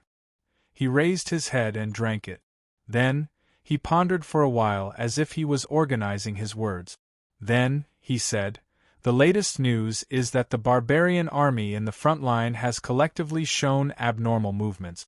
Most of them have stopped invading." Bang! "What the F***ck?" Before Haida could finish his words, Philip instantly became excited. He slapped the tea table with a face full of excitement. That guy really succeeded? He killed the commander of the barbarians in the northern wilderness? Ahaha! I knew he could do it. Are you kidding me? How can someone who can make friends with me be ordinary? Haha! Compared to Philip, who was so excited that he started to talk nonsense, Wenslin was stunned when he heard this. He wasn't very excited, but he couldn't hide his shock and confusion. He actually succeeded. How could it be? That was a battlefield where people were dying every moment. That was the supreme commander who was protected by tens of thousands of soldiers and countless experts in the army. How could he? Shock and disbelief because he couldn't do it. After the shock, it was followed by a deep sense of loss. When Sillin lowered his head to hide his emotions. He had never felt so deeply before that the gap between him and the person who had brought him endless humiliation was growing larger and larger. Right now, he could only look up to him, whether he was willing or not, whether he admitted it or not. "Shut up." Glancing at the smug Philip, Wu Ding was really calm. He had already noticed that in addition to the excitement on Sada's face, there were also doubts and worries. Therefore, after stopping Philip, he nodded to Sada and said, "Continue." "Well, Master, do you remember that not long ago, you suggested that the frontline legion launch a large-scale counterattack against the barbarians to create an opportunity for Twain to fish in troubled waters?" After a short pause, Haida actually changed the topic and talked about this somewhat irrelevant matter. Wu Ding nodded. "I remember. Why?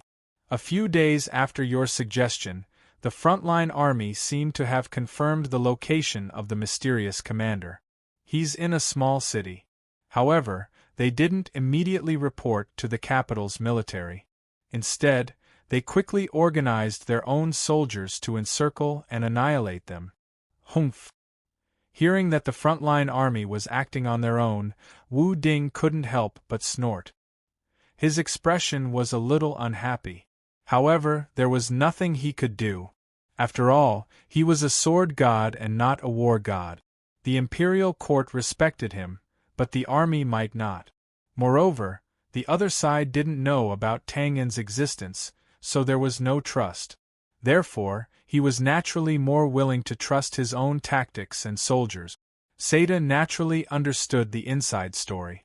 He continued, "They didn't succeed. According to the information, when they arrived at the small city, although they besieged it day and night for several days, they couldn't take down the small city. The reason was that the barbarians seemed to have expected this and were well prepared. But when they attacked the small city, the barbarian army in Thunder City and Song Yen City's defense zone had already stopped their invasion." Pause for a while. Seda shook his head doubtfully. There's something strange about this. According to the time, the barbarian army stopped their invasion first. That means that Tang En might have succeeded. But then, the Zichen Legion's soldiers hit a snag in the target city. It seems that the mysterious barbarian commander is still in the city commanding the battle. Moreover, the barbarians' movements after that also seemed strange.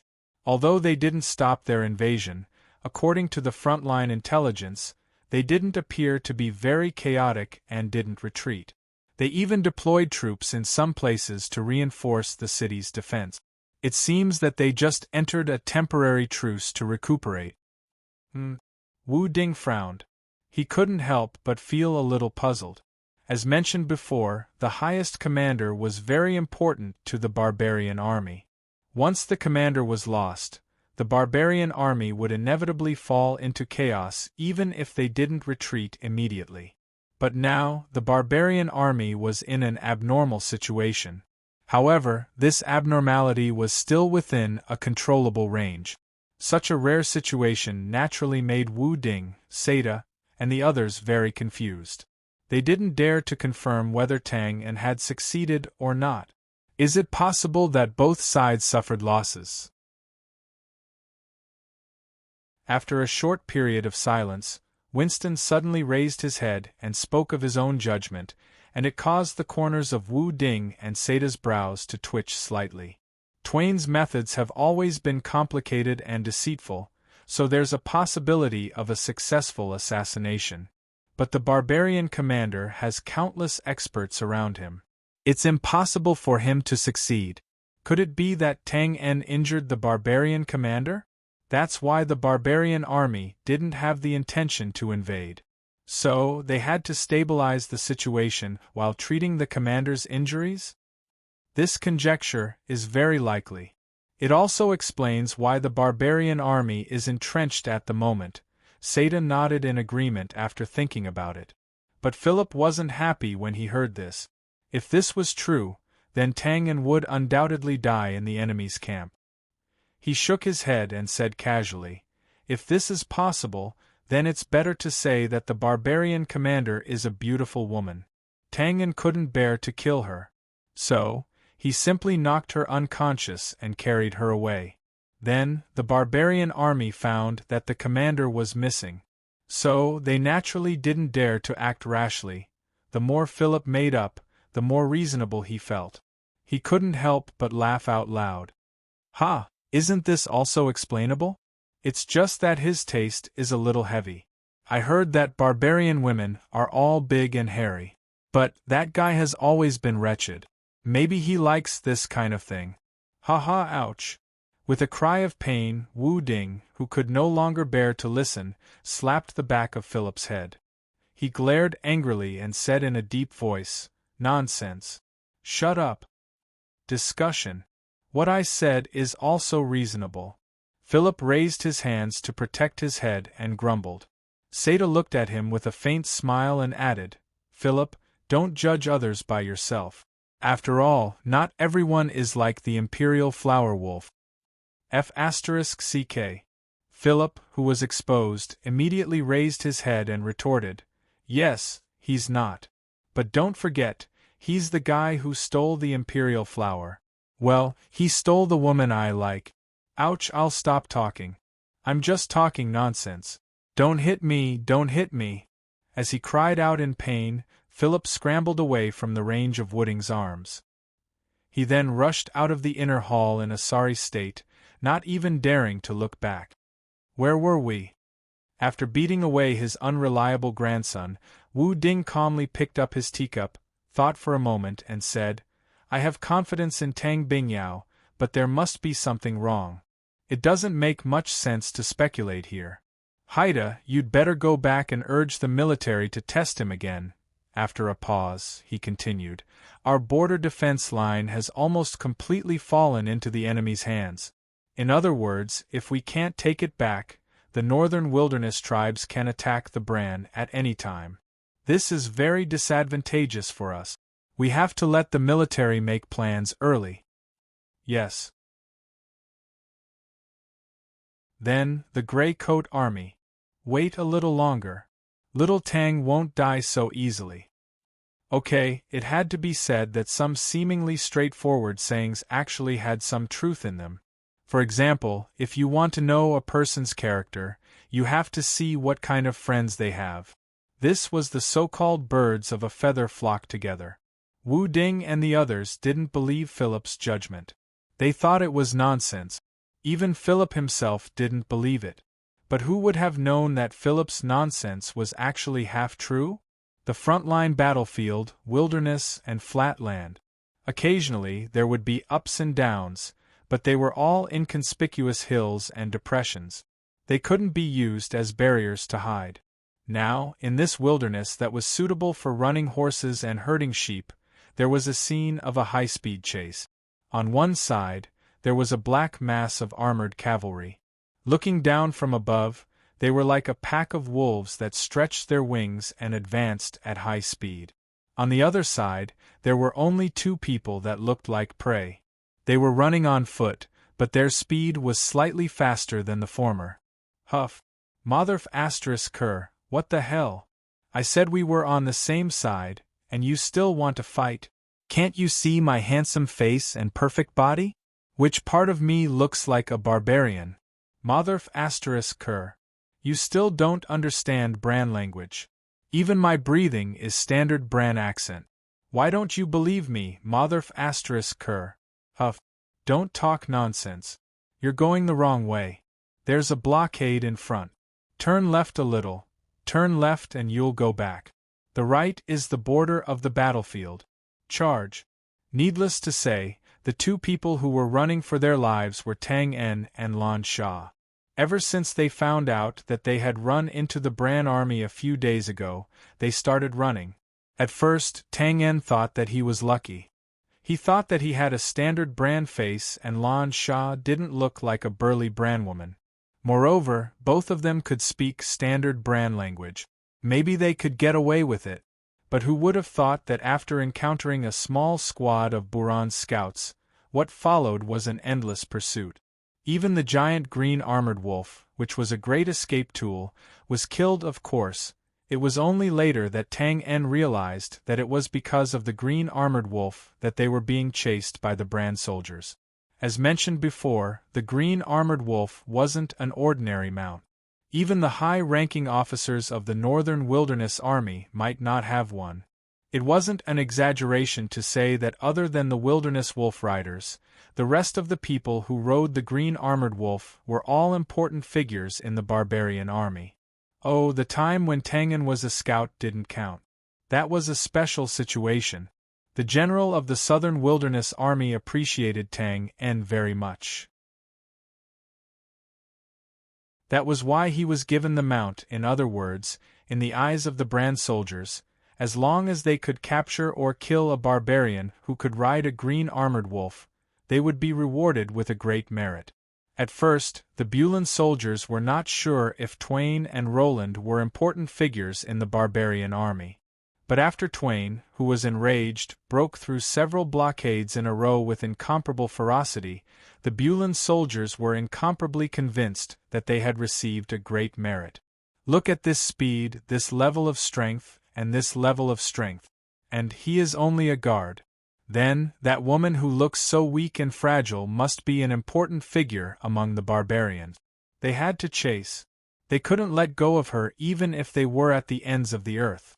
Of course, even without the green armored wolf, Tang En's speed was still not something these ordinary soldiers or even light cavalry could compare with.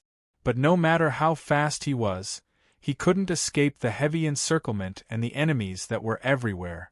As soon as the misunderstanding arose, Tang En made a prompt decision to give up the southern route, which was the closest route to the Bran's hinterland. He changed his route to break through the encirclement to the west. He took a big detour, hoping to leave the battlefield first. But although his plan was good, the enemy's general seemed to have recognized them as important figures. He deployed his troops and set up layers of blockade. He wanted to surround them and kill them. Until now, except for the first night when Tang En rested, he had been running for the rest of the time. Moreover, it was worth mentioning that Tang En was running with Lan Sha, not alone. If he was alone, Tang En would have escaped from the battlefield long ago. But with Lan Sha, who didn't know any martial arts, he had to carry her without letting her get hurt. This almost made Tang En run out of breath. Fortunately, the dawn was right in front of him. Looking at the Buran infantry that was also in an arc several miles away, Tang En grinned and yelled, "You've been watching the show for so long. That should be enough, right? Are you going to make a move or not?" Of course, he wasn't talking to Lan Sha on his back. Instead, he was talking to an old man who had been following them from the beginning. I'll say the same thing. Put down that girl Lan Sha, and I'll make a move to keep you safe. The voice wasn't loud, so outsiders couldn't hear it. But Tang En heard it very clearly. It was as if the voice was next to their ears. There was no need to guess. It was Bamatu. "Keep my ass." Tang En shook his head and refused without thinking. He said sarcastically, "If you really want to keep me safe, why did you secretly make trouble for me these days?" Yes, Bamatu did make a move these days. He didn't make a move on Tang En directly. He hadn't found the opportunity yet. He just kept making some small moves, the kind that was very obscure. For example, when Tang En wanted to find a place to hide, or simply wanted to disguise himself as a brand soldier, he would be immediately discovered and exposed. He could only be forced to keep running. Needless to say, this must be Bamatu's doing. Otherwise, with Tang En's level of disguise and hiding, how could these ordinary soldiers detect him? Of course, because he was worried that Tang En would fight to the death, Bamatu didn't go too far. He just made sure that Tang En couldn't stop and keep running so that he could find a chance to make a move. However, what made Bamatu a little depressed was that this brand kid in his eyes was really at the professional level. Although he didn't sleep for a few days and nights, he still couldn't find a chance to make a move. Seeing that his little trick was exposed, Bamatu was not angry. He changed the topic and said, "Think about it. A few days ago, you were in the small town and also surrounded by many people. Our warriors didn't hurt you at all. But now you are facing thousands of brand soldiers, and they can't wait to kill you. The gap. As an outsider, I feel disappointed. Why don't you just join the tribe? Anyway, you have stayed in the Imperial City before. There's nothing you can't adapt to. Don't worry. I promise to write off all the previous grievances." Elder Ba, what? You agree? Has anyone told you that if an old man is too talkative, he will be disliked? Ha. Bamatu didn't speak. He seemed to be angry. However, Lan Sha, who was listening with great interest, couldn't help but pat Tang En's shoulder. He covered his mouth and chuckled. With just a few words, Tang En carried Lan Sha and approached hundreds of meters in front of the battle formation. His speed didn't change, and he rushed straight forward. At this moment, he suddenly shouted, "Straight ahead, raise your head and shoot." As soon as the voice fell, swoosh, swoosh, swoosh. In the dense sound of breaking air, a large black mass of arrows instantly rose above the battle formation. Like layers of thick dark clouds, with a sharp whistling sound, they pressed down overwhelmingly. This scene was very similar to the scene that Tang En saw in a domestic movie called Hero in the Modern World. At that time, Tang En was stunned and his blood was boiling. But now that he really experienced it himself, Tang En didn't even lift his eyelids. He was very disapproving. How to put it? Such an attack could pose a threat to ordinary void-level powerhouses, but it was ineffective against Tang En. Just now, he asked Bamatu to take action to warn the other party not to take advantage of the opportunity to make trouble. It was not that Tang En couldn't handle it. In fact, hold on tight. After calmly reminding Lan Sha, Tang En's abnormal speed, which was already faster than a galloping warhorse, instantly increased again. With just a flash, he covered a distance of more than 100 feet as if he had shrunk the ground to an inch. In an instant, he left the cloud of arrows behind him and avoided the range of the arrows. It was that simple. But this dodging action, which seemed very easy to Tang En, was a miracle to the brand soldiers on the opposite side. With a whoosh, there was a sudden burst of chaos and exclamations. They watched as Tang En ran to the front safe and sound. At this time, the violent voice shouted again, "Don't panic! Don't panic! There are only two of them. Put up shields and spears, surround him." Before the voice fell, the officer suddenly exclaimed because the two people who ran to the front of the battle formation used some unknown method to instantly pass through countless soldiers and directly appeared in front of him. "Buddy, don't be too sure." Tang En patted the stunned officer on the shoulder and adjusted his helmet. Then, he snapped his fingers and said, "Well then, goodbye." The voice was still in their ears, but the two figures disappeared again in front of everyone's eyes. After a pause, a burst of exclamations suddenly came from the back of the battle formation. Behind us! God! How did they get there? Space magician, it must be a space magician. No way. Are you kidding me? Who can surround a space magician? Well, no matter how shocked these soldiers were, Tang En had already carried Lan Sha into the distant mountains and officially rushed out of this chaotic battlefield.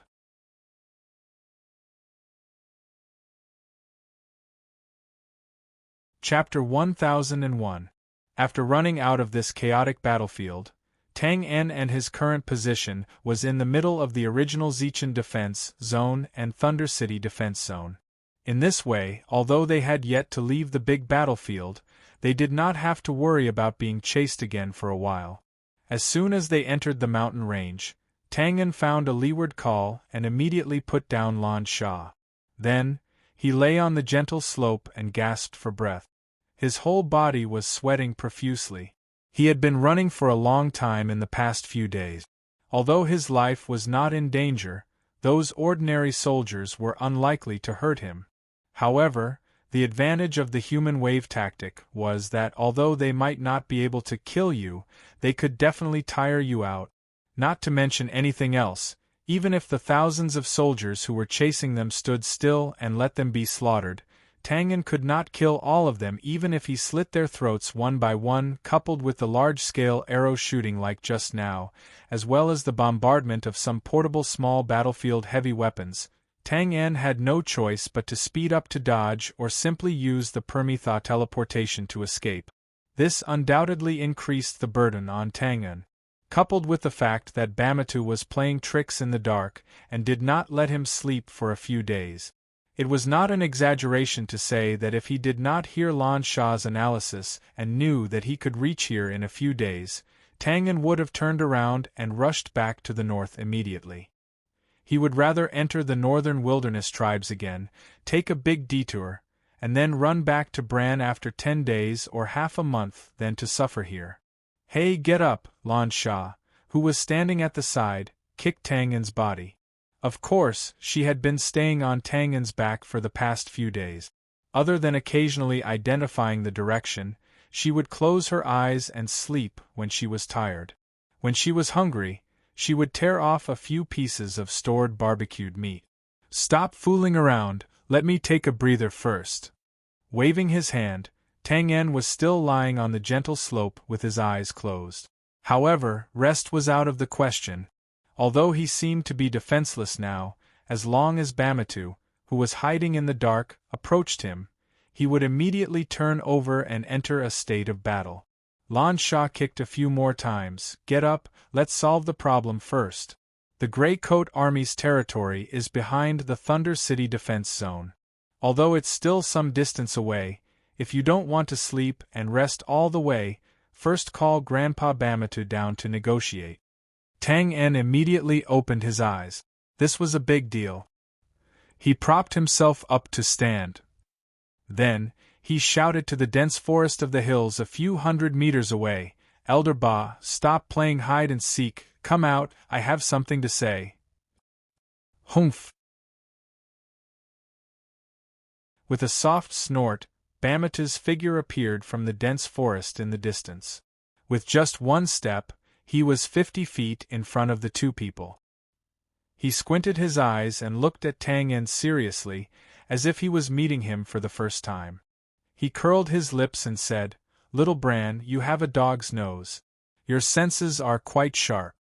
To be honest, Bamatu was a little depressed now. For the past few days, he had followed Tang En and traveled hundreds of kilometers, but he hadn't found a suitable time to make a move. Naturally, he was very depressed. It wasn't that he hadn't tried to make a move by force, but Tang En's perception of danger was really beyond his expectations. No matter what kind of hidden means he used, before he could get close, the dagger would be on him. If the first 2 times were an accident, then it was worth thinking about if it was the same every time. The other party's perception was above his? Realizing this, Bamatu was shocked. Coupled with his careful observation over the past few days, he saw Tang En's abnormal speed, short-distance teleportation, and elusive body movements. If Bamatu didn't think highly of Tang En before, he thought that the other party could kidnap Lan Sha when he was unprepared. Now, Bamatu didn't have any contempt. Although he still didn't think that Tang En's strength could be compared to his, he had to admit that the other party now had the ability to threaten him. It's because your murderous intent is too strong. The smell of blood drifted with the wind. It's hard not to notice it. Tang En shrugged casually and replied in a joking manner. However, this was actually the truth. Tang En didn't know how to perceive, he only knew how to kill. What's more, in the field of hiding and tracking, Bamatu was really not as good as him. In this way, Bamatu, who was full of murderous intent, was undoubtedly a huge and transparent illuminating crystal in Tang En's eyes. If he wanted to know where he was, he would know at a glance. It was easy. However, Bamatu naturally didn't know the inside story. With a gloomy face, he said, "Don't talk nonsense. Why are you looking for me?" "Grandpa Bamatu, I'm the one looking for you." At this time, Lan Sha, who previously remained silent when it came to kidnapping, which made Bamatu and the others very puzzled, opened his mouth. He smiled and pushed away the dagger on his neck. "Grandpa Bamatu, we are now thousands of miles away from the small town. In the past few days, you have seen how Tang En treats me. You should know that he has no murderous intent towards me, right?" "Humph, that's because this kid knows that I'm following," Bamatu subconsciously retorted. He knew that his words wouldn't hold water. Not to mention that Tang En had indeed protected Lan Sha well in the past few days when he was heavily surrounded. Even before he appeared in the small town, Tang En didn't take the opportunity to assassinate Lan Sha.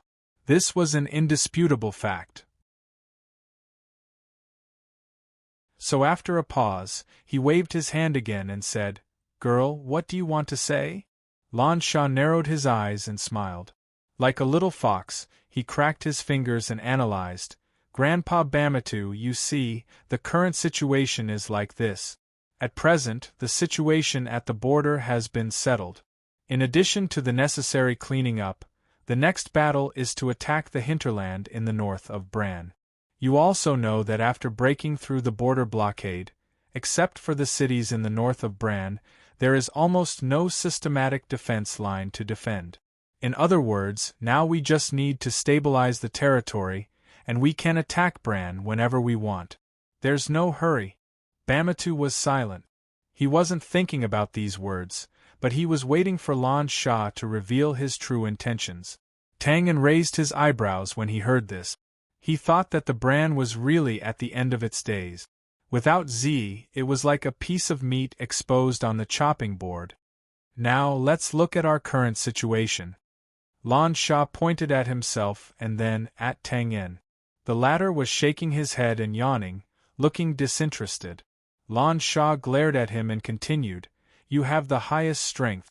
It's not difficult for you to kill Tang En, so Tang En doesn't dare to believe you. Tang En, on the other hand, has your weakness in his hands, which is me. If he wants to kill me, it will be as easy as flipping his hand, so you don't dare to believe him.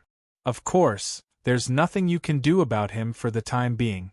Don't be in a hurry to deny it, Grandpa Bamatu." Although I don't know martial arts, I know that you've tried several times in secret these days, but you didn't succeed. Not a few times, but many times. Tang Yen curled his lips, and his heart was full of resentment. If it weren't for this old man, how could he be in such a difficult situation? Bamata's eyes twitched when he heard this. With his breadth of mind, he wasn't ashamed to admit this fact. It was just that he felt a little uneasy when he heard it. It sounded like Lan Sha and Tang Yen were on the same side, and he was the outsider. Look, the situation now is like this. No matter how the stalemate continues, there won't be any big changes. Even if the situation doesn't improve, in the end, everyone will be forced to fight to the death. So I suggest. Raising his voice, Lan Sha raised his left hand that was tied to Tang Yen's. You and Tang Yen can reconcile for now. I also want to go to the Grey Coat Army's base with Tang Yen. Bamata's expression changed drastically when he heard this. Nonsense. Girl, you. He waved his hand and interrupted. Let me finish, Grandpa Bamatu. We're going to the Grey Coat Army's base, not to Bran. You know the relationship between the Grey Coat Army and Bran. Tang Yen is taking me there for my safety. And I'm the one who came up with this idea, not Tang Yen. Lan Sha spread his hands. Anyway, we've already come out, and it's too late to go back now. Besides, I've already made arrangements in advance. It doesn't make much of a difference whether the army has me or not. Of course, you have to continue to protect me. I believe that with you, the strongest person in the northern wilderness, watching from the side, no one can hurt me, right? After a little flattery, Bamata smiled bitterly. What's so good about Bran? Why did you and your mother? Was this really your idea? That kid didn't force you? As if remembering something, Bamata's expression was a little emotional, but he stopped halfway and turned to look at Tang Yen with an unfriendly gaze, asking fiercely. Lan Sha immediately nodded. Of course it was my idea. Grandpa Bamatu, let me go and take a look. Maybe I can get an ally for our tribe to fight against Bran? Of course, Bamata didn't believe this. In his eyes, the Grey Coat Army was a motley crew. Even if they had some fighting power, they wouldn't be much of a threat. It didn't matter whether he had an ally or not. However, Bamatu completely understood. Lan Sha had first analyzed the army's situation from a macro perspective, then explained the current situation in detail. After beating around the bush, the main point was that he was determined to go to the Grey Coat Army's encampment. This inevitably reminded him of something. Years ago, there was also a strange little girl like her who snuck out of the Imperial City and insisted on going to Bran to take a look. He didn't object back then, or rather, he couldn't do anything about that stubborn little girl. It seemed that it was still the same now. Bamatu was in a daze, while Tang Yen and Lan Sha exchanged a few glances. They couldn't help but feel a heavy weight in their hearts. Lan Sha wholeheartedly wanted to go to the Grey Coat Army to take a look and see what kind of person Josiah was. Tang Yen, on the other hand, was annoyed by being chased around. It wasn't good to be on tenterhooks all day long. Of course, no matter what the two of them were thinking, they had to see what Bamata's intentions were now. If the other party didn't agree, Lan Sha wouldn't be able to do anything, and Tang Yen wouldn't be able to do anything either. They could only continue to be in this stalemate and wait for an accident to happen.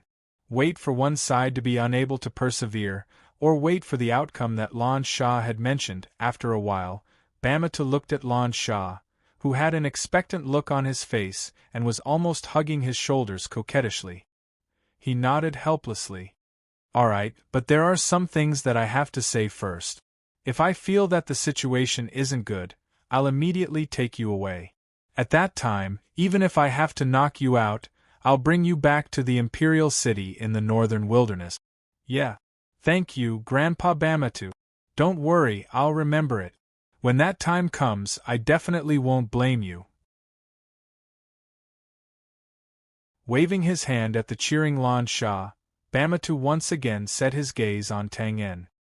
His helpless expression instantly turned gloomy, and he said fiercely, Brat, count yourself lucky this time. We'll slowly settle this score in the future when we have the chance. Also, from now on, you'll still be protecting Lan Sha on the surface. If anything happens to His Highness, you'll have to pay with your life. F***CK, you've learned how to change your face, haven't you? Looking at Bamatu's two completely different faces, Tang En secretly complained. Of course, on the surface, he still nodded politely, indicating that he understood. In his heart, however, he swore to himself, I'll let you be arrogant for a while, but we'll definitely settle this score in the future. On this side, Tang En and Bamatu couldn't stand each other. On the other side, Lan Sha, after his excitement, rolled his eyes and suddenly raised his arm with a solemn expression.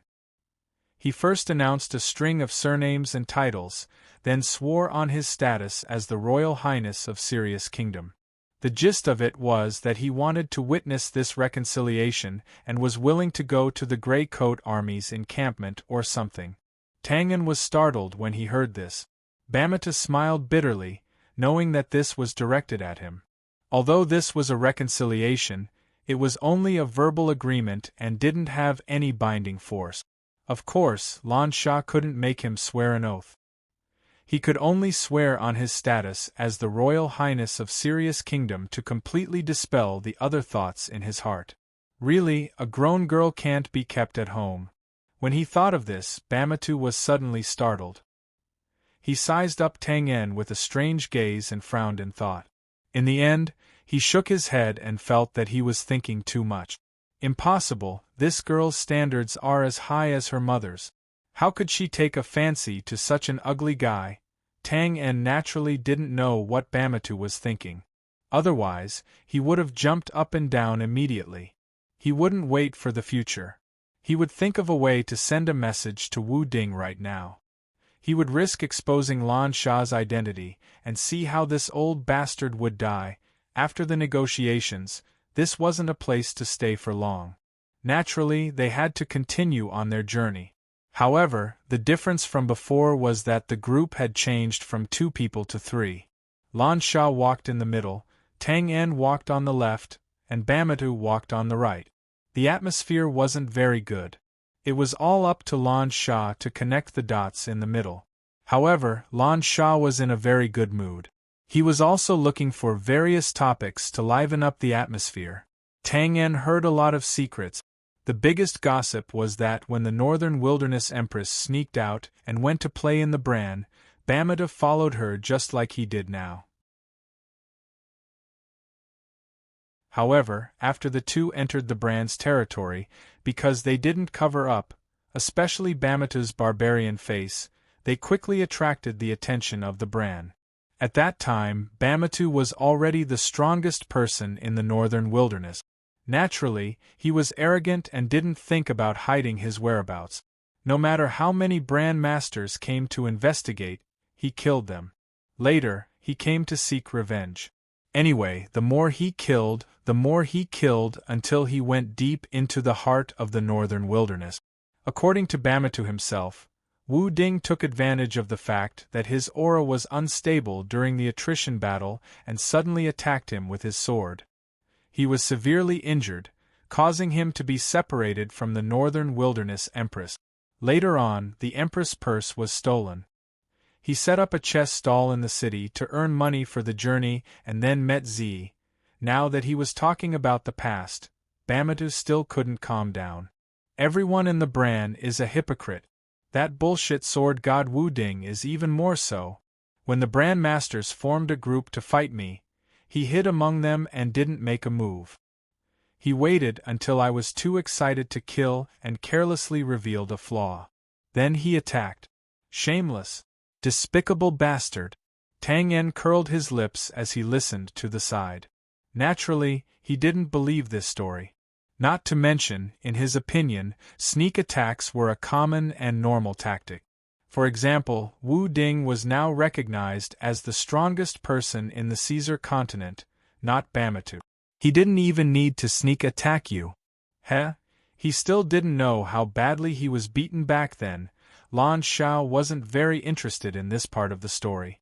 She wanted to know what happened between her mother and Z.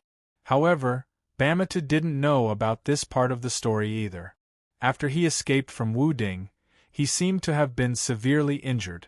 He had to recuperate for a long time before he could move about. At that time, the Empress and Z had already arrived at the front lines. Bamatu, who didn't know about this, searched for a long time in the northern hinterland of the Bran. In the end, not only did he not find them, he was also targeted by Wu Ding. He could only retreat back to the northern wilderness. In the end, it was the Empress herself who sent back news that she was safe. At this point, Bamatu glanced at Tang En. Thinking of his earlier concerns, he emphasized how despicable, hypocritical, and cunning the men of the Bran were, perhaps to prevent a repeat of the tragedy. How they only knew how to use flowery words, how they abandoned their women after seducing them, and so on. In any case, if he wasn't mistaken, this elder Ba used all the derogatory words he could think of. Unfortunately, his efforts were in vain. Tang En wasn't from the Bran at all. He only listened to it as a joke, and didn't feel any anger at all. Lan Sha had some reaction, but she seemed to have seen through the elder Ba's intentions. She didn't respond, and in the end, the matter was left unsettled. With the speed of Tang En and Bamatu, even with Lan Sha as a burden, their speed was naturally incomparable to that of ordinary horses. In addition, the mountains and cliffs that were impossible to cross in the eyes of ordinary people were just a matter of a flash for them. Thus, the three of them advanced in a straight line. In just half a day they had walked out of the huge mountain range. Walking out of the mountain range meant that they had more or less left the war zone. Next, they would step into the northern hinterland of the Bran and head towards the Grey Coat Army's encampment. This journey wasn't short. Even with Tang En's speed, it would still take a few days. Fortunately, they didn't have to worry about encountering the Bran soldiers after reaching this point, so they weren't in a hurry. After stepping into the northern hinterland of the Bran, Bamatu spoke to Tang En for the first time. "Kid, although I still want to slap you to death, before I do, I have to thank you first." Tang En was stunned when he heard this. He pointed at himself in confusion. "Thank me? What do you mean?" "The Emperor of the Bran. Do you still remember? That little boy from the Charm Fox tribe? Why else would people say that the name was domineering and easy to remember?" After being stunned for a moment, Tang En instantly remembered that when he left the imperial city of the northern wilderness last year, he was seriously injured and unconscious. In the end, he was saved by a pair of siblings from the Charm Fox tribe. "That's right." Bamatu nodded. His old face, which had always been hostile towards Tang En, revealed a rare hint of joy. "His talent isn't bad. I've already accepted him as my disciple. That growth-type level 5 magical beast, the illusory ice fiend fox, and the do-chi in his body, it was you who gave him, right? Thank you." Tang En was really stunned this time. At that time, he had only helped the pair of siblings because he wanted to repay a debt of gratitude. He didn't expect that he would give Bamatu a disciple. He rubbed his nose. "No need to thank me. This is his own destiny." "Alright, what about his sister? How's the one called Suya now?" She's the same as she and I. She's now my maid." Lan Sha smiled as he continued the conversation. Then, as if he had thought of something, he couldn't help but laugh. "Ha, look at what stupid methods you've taught them. That illusory ice fiend fox was hit on the head with a wooden stick all the way to the imperial city. It was almost beaten to death. Ha." Hearing this, Tang En's face instantly turned red. He defended himself. "Weren't we limited at that time? I was afraid that it would be dangerous for them to bring that fox on the road, so, and what were you thinking at that time? You actually pretended to be me, haha. Suya said that you were very good at it. It's just that your leg hair is a bit too long, haha. Find another chance, you can pretend to be me again, haha." The corner of Tang En's eyes twitched. He looked at Lon Shah, who was convulsing with laughter, and said expressionlessly, Elder Ba, do you want to return the favor right now? Now, immediately, hurry up and bring her back. Crack. You're tuning in to the Phoenix Nights YouTube channel. Don't forget to subscribe and join us on this journey to catch the most captivating stories.